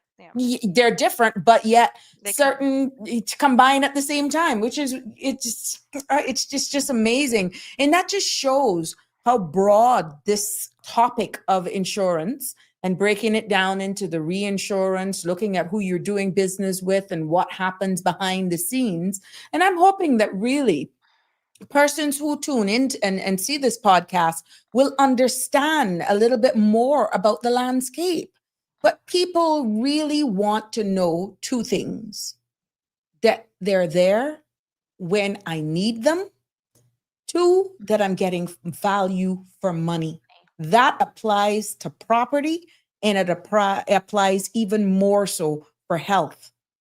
And that is the key takeaway. And I'm hearing all of these things about reassessment, catastrophic damage, what's covered from what's not covered. And that's reality of doing the work of a broker, insurance thing. But dissecting it and having conversations like this and breaking it down into simplistic terms, but being real and creating that balance so that you speak well from the brokerage style side, from the insurance side of doing business, and for the person who, in some case, by law, must be insured. By policy to get a mortgage, must be insured.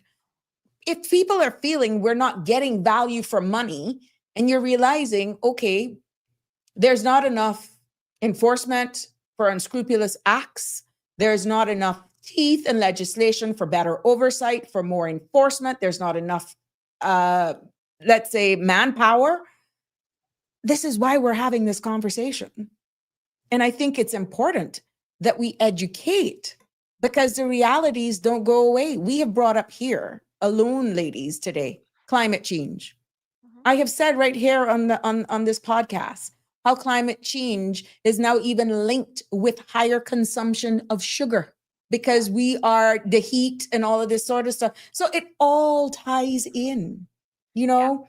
You mentioned about the importance of finding, you mentioned about broker relationships and what should people look for then in a good broker? Well, I said Girl, plug me. yourself. Yeah. Plug I think I should be the one to Uns- answer this one.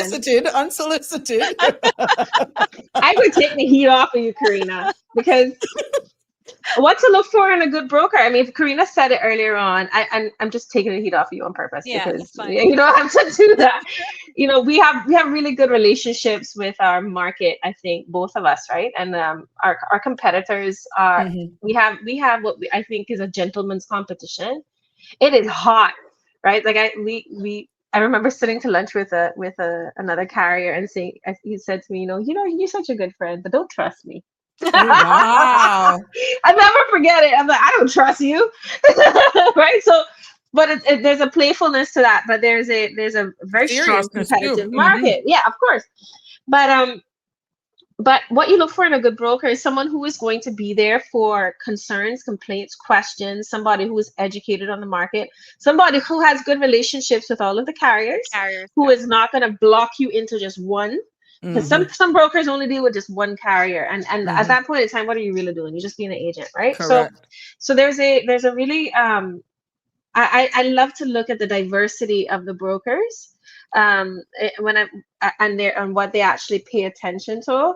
I also love to see and make sure that my brokers are educated, because there are a lot of brokers that are not necessarily quite as sophisticated in what they do, which is why I love talking to Karina. I love talking to JJ. I love talking to people like Christina, Samantha. Like, they're really good brokers out here, really, really solid brokers, right? And I'm naming a few, and I should probably name them all because they're gonna come for me if they don't. But there are also multiple brokers on island. I should probably name the brokers that are in the health space because there are just a few of them, very few of them. Bogle is in the health space. Aon is in the health space, but I'm not sure how much they are anymore. But I think they still are. Marsh is actually still in the health space, and that would be Laverne. Laverne Jackson, solid professional. She's been in it in so many ways. She's been a health insurance in health insurer. She's been in a HR position, and she's also been in a brokerage position. We've got Concilium. And that's Karina, and we also have and Concilium. You're getting into health, right? So I'm not going to talk about what Concilium does necessarily, but you can. So I know Willis Tower Watson is also getting into health. As long as Gallagher, don't forget Gallagher as well. Gallagher is also there, and Vanguard as well, and CIC too. So that's there's right. a couple. There's a few. There's a few. Yeah, that would do it. But as Annkki said, a good broker is an educated person that knows the market, has strong relationships with the carriers, knows what the market products are. Because you see, we don't work for the insurance company, we work for our clients. So when a client comes to me, and let's just say I have a medical client that's different from an office risk client. Those are two different risks that I have to kind of make sure that I'm getting the right product. And different companies offer different type of products for each industry. So if I know that it's a white collar client, I'm not going to go and place them with a certain company because they don't offer. They're in the market and competing for benefits. So they want to make sure that they're getting the top of the top, because then they're going to start losing their staff. So it's just understanding your client, which we understand we have different mixed range of clients, and ensuring that we're educating them, we're hand holding them, and that they can trust us. That's what we are. We're the trusted advisor. They can talk to us about anything, and we know the market. This is what we do. We are in the market every day. I go out to market every day, whether it's in the local market for property, I go into the international market for liability or professional indemnity. So I'm always in the market doing this. This is what I do on a daily basis. So we know what to expect. We know benchmarks. We know industry talk. We know industry gossip. We know what's going on. So you know who's leaving what. Yeah. So the movement in this market it's been really crazy. And another thing too, while I have you, Sabrina, I'm a big advocate for it. We need more Caymanians in this industry. I find that What does it take? I know in the What health does it side, take though? Mm-hmm. I know Health, our health is max spec very was Cayman. 98% Yeah, Caymanian, I think. yeah. But But I Mimi, think that's changed. I think that has actually it's changed. We have changing. fewer Caymanians in that I space. just don't think Caymanians think insurance is fun. Like, I mean, I fell into it, to be honest with you, but um, Oh, a but you lot of studied a it. lot of You are one of them that I fell have it. into it. Yeah. Well, I kind of well, I fell into it because I started with Mr. Bogle when I was only That's 16 years right. old. Like, Yeah. Oh, so Yeah. yes, I've been in it for a very long time. But and then I went to study. I have a degree in risk You're one of management the few insurance. people I know that Probably studied one. insurance I in probably university. probably the only one in Cayman, if I'm not No, mistaken. man. No, someone JJ else. studied it too. JJ as Yeah. well. Oh, okay. A John Jamal. bachelor's in risk management Yep. insurance. Oh, I okay. don't know if it was risk management, it was definitely insurance, but he Yeah. studied in the UK. Yeah. So anyway, a lot of people don't get into it because they think it's a sales job, mm-hmm. and it's And Yes. just not. the Yes. insults Yeah. that Yeah. people throw at you, you're only doing this for the commission. You don't give a Yeah. crap Mhm. about me. And then when I really need it or have to do a claim, I can't find you, or, it doesn't pay out what you're selling me. Not Yeah. everybody is front facing like that. Yeah, so there is a big gap in the industry, in terms of getting younger talent involved. And I think there is such a need because insurance is not going anywhere. Mm-hmm. So Mhm. their insurance, there's accounting and insurance, there's marketing and insurance, IT. there's IT, it's it's a whole industry in itself. It's There not are just mechanics in sales. insurance. There are nurses in insurance. I Nurses, know doctors in insurance. There are people. There are actuaries, quantity actuaries, quantity quantity surveyors. surveyors. I Maybe mean, that's I've another seen. show to Yeah, dissect Yeah, it and the there are careers police, in former insurance. police. Yeah, yeah. there's so I many, would so many love cool things. I would love to be on that show because I think we Yeah. need to get the younger, because a lot of them go either to law, accounting, there's a huge reinsurance space too that's coming on board. Like that is Mm-hmm. huge. Yes, that's very, very That's where big. the money is. I mean, Yeah. I kicked myself the whole time I should have became an There's actuary. marketing and insurance while you're here. And please Yeah, Yes, note, yeah. this show is not paid for by any of these two young yeah, ladies and what Yeah. company they're affiliated with. I reached out to them for content based on your demand, based for the Mhm. topics, and both parties are not paid. I no, don't benefit. They're benefiting because it is an honor to showcase them, to aid in just promoting this space and this subject matter. And I'm yeah, just Mhm. so happy that at no point has either of these ladies asked me, "Are you paying me?" Yeah, No, no, no, no, no, no. they are just so hungry to educate.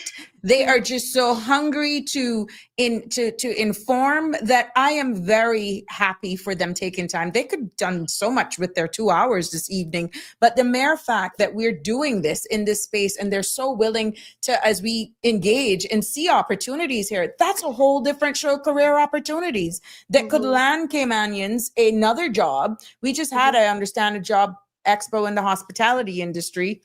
I'm hearing mixed reviews on that, but understanding in regards to this sector. industry, there's a lot that is unknown, and there could be a job Yeah. sitting right there. And it's Yeah, a growing industry. That's the thing I think Karina was getting at, is that, in the past, it's been a very closed industry. It's been small, right? So we haven't been like out there. And also health in particular has been so Caymanian anyway. But Yeah. now like I said, that's starting to change. I think we're now in a Mhm. time when we're seeing a whole lot more the shift where it's not as many Caymanians and especially not in leadership in those spaces. But one of the things that I think is important to point out here is that we're not selling anything. Like like Karina and I are here to share because Yes. we love what we do and we believe in what we do. And not a lot of people talk about we get together, we talk about work, and it's not that we have to, it's because we actually love what we do and That's your there's a love. purpose to what we Yeah. do, right? Mhm. So there's a sharing of that from that space. But I mean, Karina's just started, like, not when I say just started, she's year worked in in. a startup. She's a Hmm. year into her startup and they're actually fully licensed and operational at this point, right? Wow. Yeah, And she's heading up a new venture. I am also heading up a new venture, but we are not licensed, so I'm not in a position. Yeah. I'm not in a position to say anything I about that yet. congratulate Karina too on that, making yeah. Yeah, she's partnership. done a Good great for job. Yeah, you. Good yeah. for you. Yeah, Good for yeah. you, So girl. it's a new firm.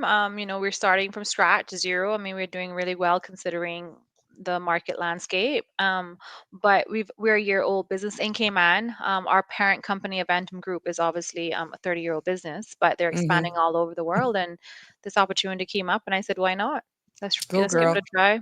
Yeah. Well, ladies, I wanted to dissect. I know you're going in, but Annkki, I know you. You know, we got You saw it. minutes ago. I saw it, but you're like that. You know, when Roadrunner was running after whatever that was, and he draw brakes. Coyote. Literally saw the brakes, the smoke coming from your feet.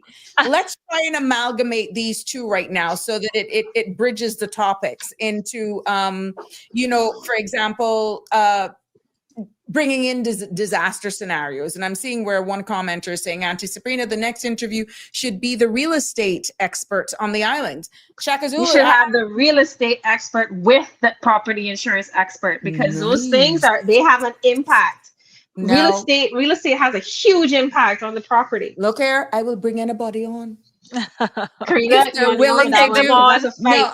I will bring them on if they're willing to come. Not everybody is as vocal as you guys.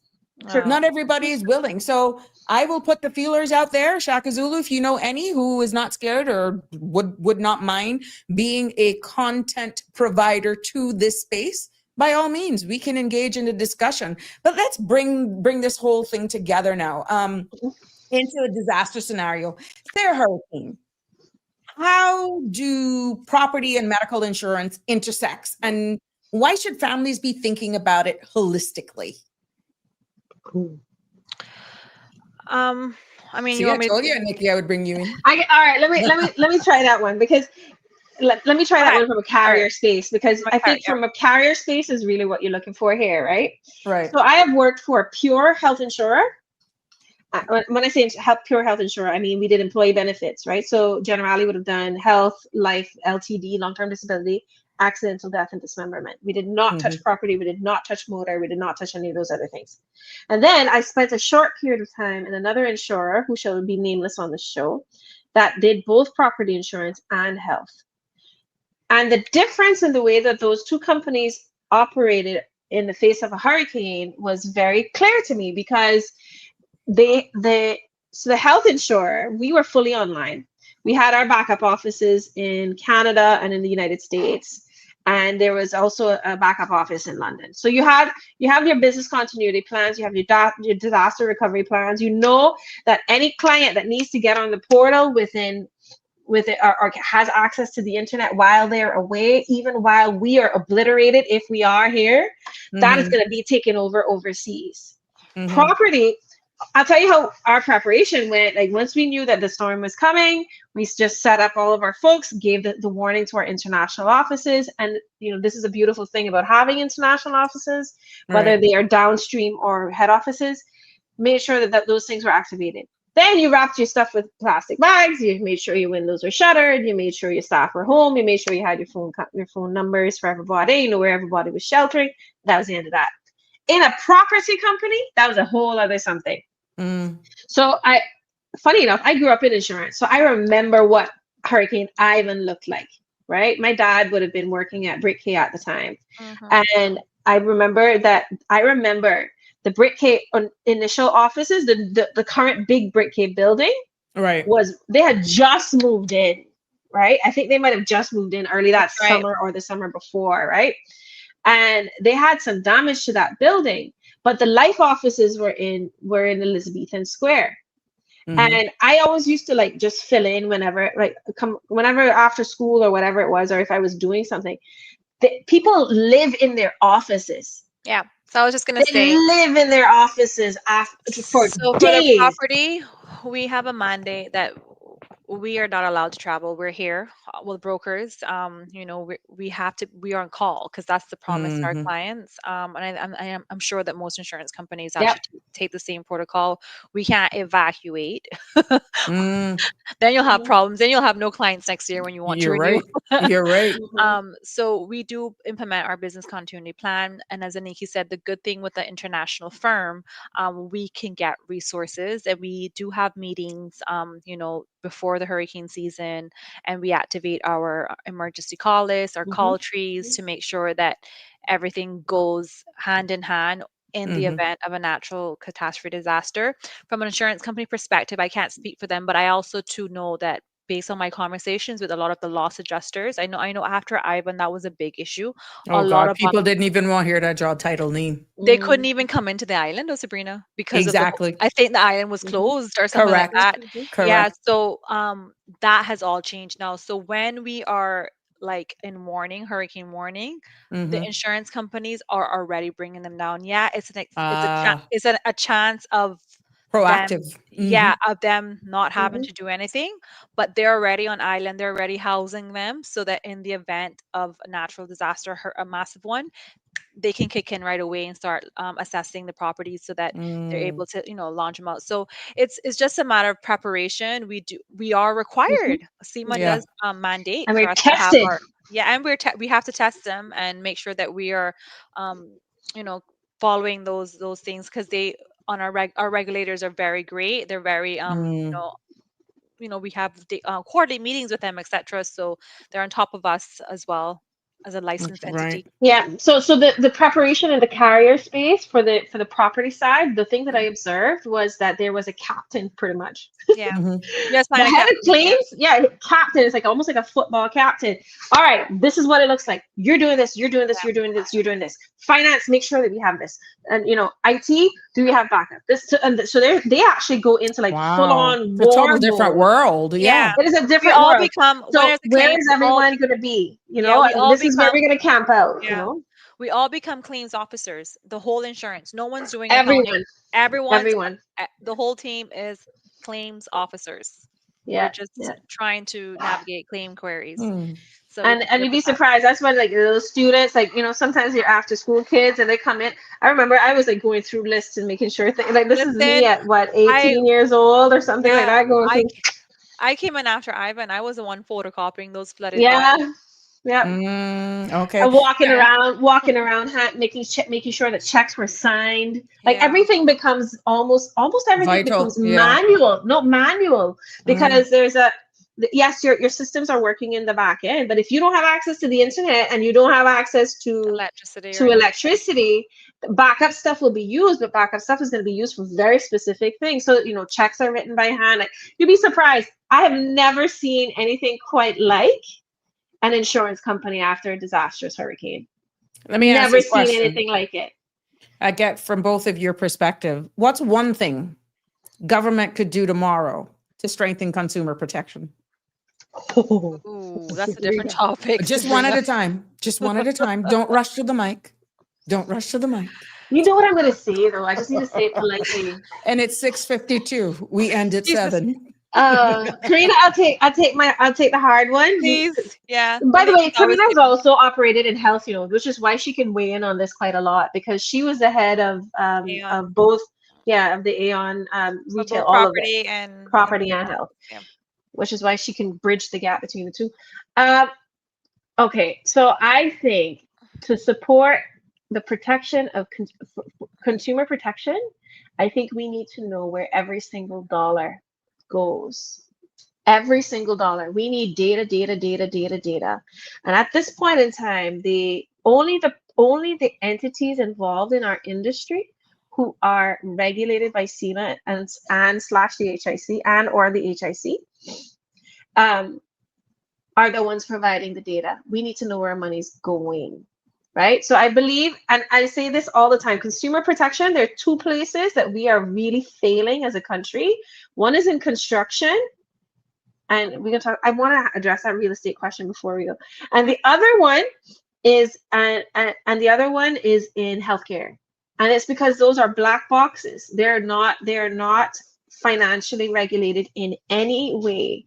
But our money is going there. And where is it going and how is it being spent? And what are the accountability elements that we have in those spaces? Yes, we have health practice safety guardrails, right? Where, infection control and making sure that the facilities are appropriate, making sure that the people are properly qualified, all of that kind of stuff, right? So we have all of the clinical pieces in place. Could they be better? I'm not the one to say. But the financial piece is not there. Financial protection in a healthcare space needs to be there. And I'm just going to say one thing. When you take a look at how many medical providers there are for a population of about 80,000 people, you know that we are really like throwing money into the space. So we need to know where that money is going, what is happening. At one point in time, about 3 years ago, I remember the Health Practice Commission told me they were registering 4 new practitioners a month. Wow. Yep. All right. For the size of our For the jurisdiction. size of our jurisdiction. How many hospitals we have for 80,000 people? Okay. That speaks volumes. That should tell you We need something. to know where the money is going.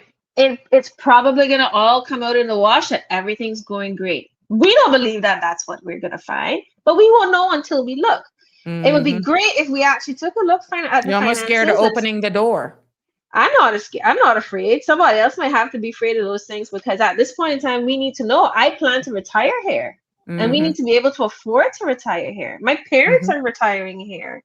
And I think that's why Karina and I are in this conversation the way that we are, because we're fighting for a national fight for our people, right? So yes, we're doing it from a private sector space, but we're providing a very important role. Yeah. And a product, right? And a product that we are the police right now. Our pre-authorization process is what stops financial fraud. It is the only thing that stops financial fraud.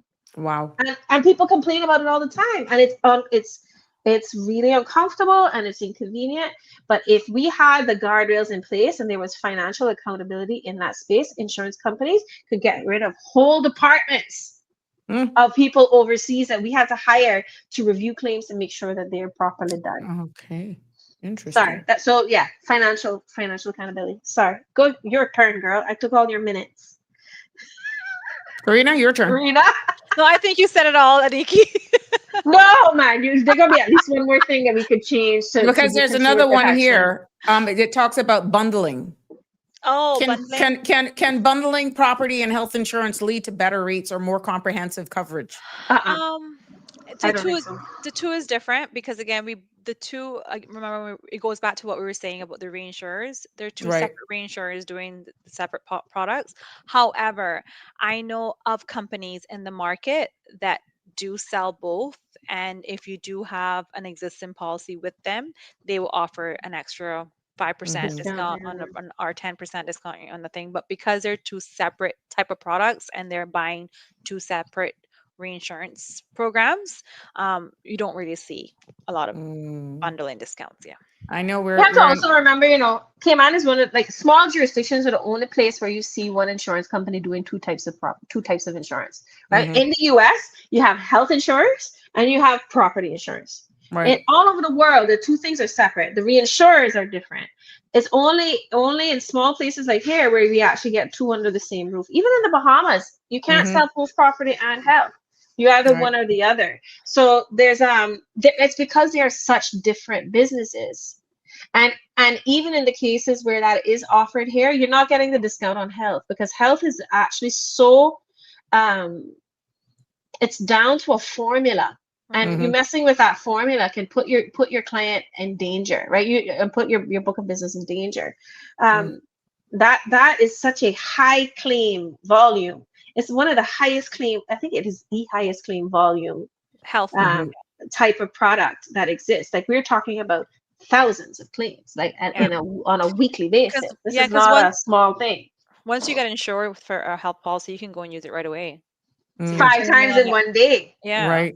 Get your teeth cleaned, your eyes checked, and go and get your checkup all in one day. And then they send you to get an ultrasound. That's 4 claims. Yaremis, if you could leave one piece of advice to every homeowner in Cayman, what would it be? I would definitely have to say, check your sum insured values to be happy clients. Make sure they're adequate. Check your policy. Make sure that there aren't any exclusions that you're unaware of. If you have any questions, just reach out to your broker or your insurance company. Well, I just posted one broker. I just posted one. Nice. Very cool. I just posted one. Yeah. What's your vision for a more empowered, better protected Cayman Islands? And both of you can respond to this. Your vision for a more empowered, better protected Cayman Islands. Okay. I would love to see healthcare actually has a lot of work to do to make us more protected. I think healthcare, not health insurance necessarily. I Mhm. would love to see more standardized processes and more accountability, financial accountability, but also standardized processes like pathways, clinical pathways are Mhm. things that I would love to see, because when we don't have a measure, we can't say that we're getting a good thing, right? So Mhm. let's set the measure, let's set our measurements up, and let's collect the data, and Mhm. let's let everyone improve. Everyone's life improves when health is something that is not only available, but it's trusted. I would also want to see an insurance market that is intentional about what it's doing in the market and has a view to the health of the market and the jurisdiction in general, rather than being in any way, how do I say this? I don't like the word vulturistic, but rather than being, I would like to see more symbiosis with our market and Mhm. Yeah. less of the parasitic approach, because Right. none of our insurers are local, not one of them, right? So that is well for now. So that is one of the things that is like, it is quite important. I would like to see more of a real intentional citizenship of the insurance, health insurance in particular, but insurance in general in our Mhm. market, in educating Caymanians and giving them employment opportunities and actually opening us up to the world, because we could be the top jurisdiction for insurance in the world. I mean, we're getting there, Right. but Like, we could become that, and that's what I think we should be. Yeah. in a wrap up, I give you both the space. Yeah. So for me, I would definitely say education and awareness, informing people how insurance work with respect to the replacement cost valuations under insurance clauses, so they can be able to make confident decisions. Um, and I think this is important. Community resilience for me is a big Mhm. thing. Strong partnerships among our governments, the insurers, Mhm. the Mm. brokers, so that we're able to recover quickly from a natural disaster, keeping families safe and businesses open, because that's what Correct. matters as a community. And I think that would be more, um, obviously, I would love to say more affordable insurance, but Mhm. it's just, Me too. Realistically. yeah, It's possible. It is possible. I believe it is possible. We but it's just just, need to be creative. yeah. All But yeah, right. that would be my take. Well, ladies, it has been a pleasure. And I hope that all of those persons who stayed with us and who will be joining us even after the fact, that they would take away and they would have taken a lot of information here. Definitely have been more informed or enlightened by the information shared here. Two powerhouses. Oh my God. But the good thing is you're here on one mission. And, that's a whole lot of truth and reality into this space. I want to wish you all the best. I want to, the sky's the limit. You will not be strangers to this platform, because we've already identified another show that Yaremis Yeah, definitely has to come back on if I can get my hand on someone from the real estate industry. And if two of yeah, you or both of either of you know someone who would be willing to join in this roundtable discussion, and we're going to have more forums like this. I feel that we just get a lot more out of the discussion, but it is huge. It's huge. And I feel that there's massive takeaways from here today. But yeah, I thank you agree. so much for giving of your time. And yeah, we got to Thank wrap you. it up. Well, It's been a thank you so pleasure. much for having Oh, it's us. a pleasure. Sure, it's a pleasure. And Nikki, go take your dog out to walk. I let him out earlier. I'm so sorry. This is the Thanks so wrong much. time of day, Sabrina. Bye.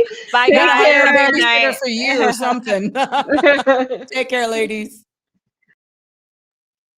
Well, there you have it. A massive thanks to Yaremis, Hydes, and Annkki Brown for not just showing up, but for showing out with clarity and compassion, and the kind of expertise that we have right here in our community, and even the questions, the comments that came up with these two ladies who are actually gatekeepers and fighting for the rights of everyone. At no point did they ever promoted themselves or their industry. They are just having the real talks and making sure that we get the right ears.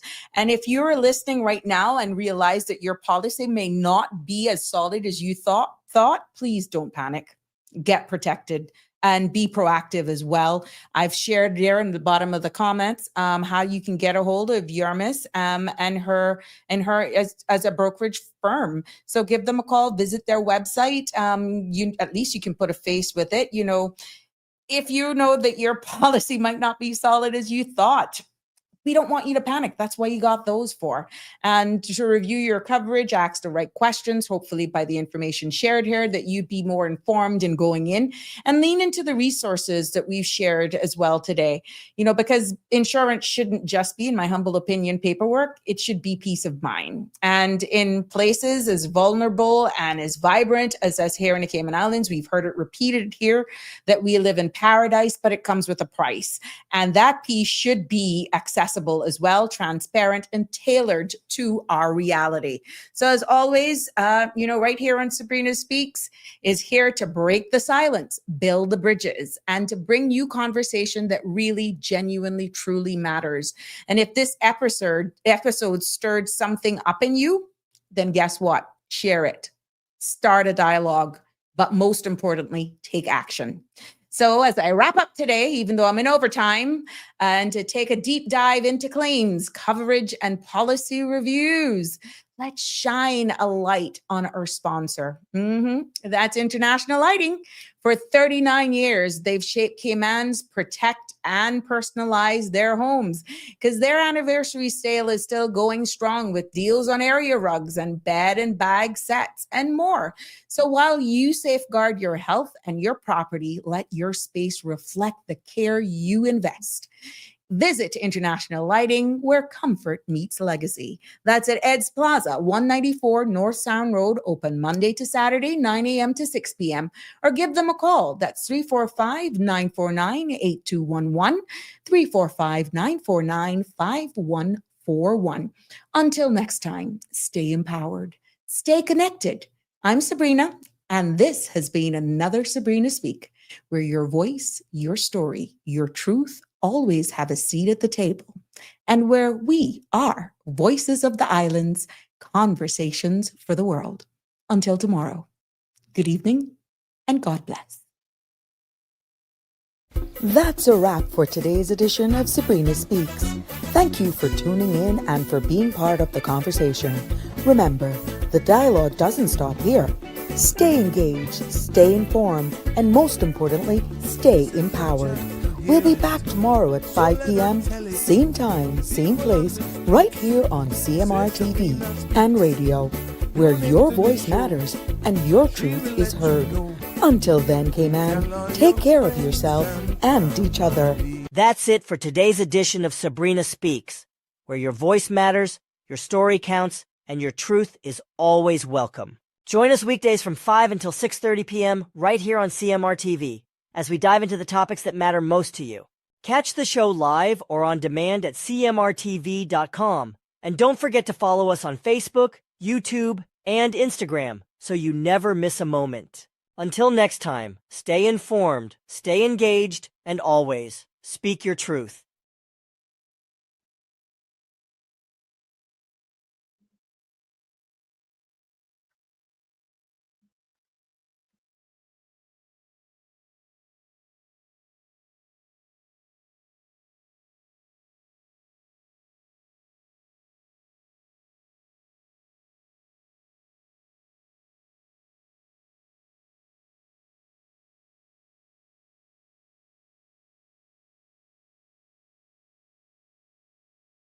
That's a wrap for today's edition of Sabrina Speaks. Thank you for tuning in and for being part of the conversation. Remember, the dialogue doesn't stop here. Stay engaged, stay informed, and most importantly, stay empowered. We'll be back tomorrow at 5 p.m., same time, same place, right here on CMR TV and radio, where your voice matters and your truth is heard. Until then, Cayman, take care of yourself and each other. That's it for today's edition of Sabrina Speaks, where your voice matters, your story counts, and your truth is always welcome. Join us weekdays from 5 until 6:30 p.m. right here on CMR TV, as we dive into the topics that matter most to you. Catch the show live or on demand at cmrtv.com. And don't forget to follow us on Facebook, YouTube, and Instagram so you never miss a moment. Until next time, stay informed, stay engaged, and always speak your truth.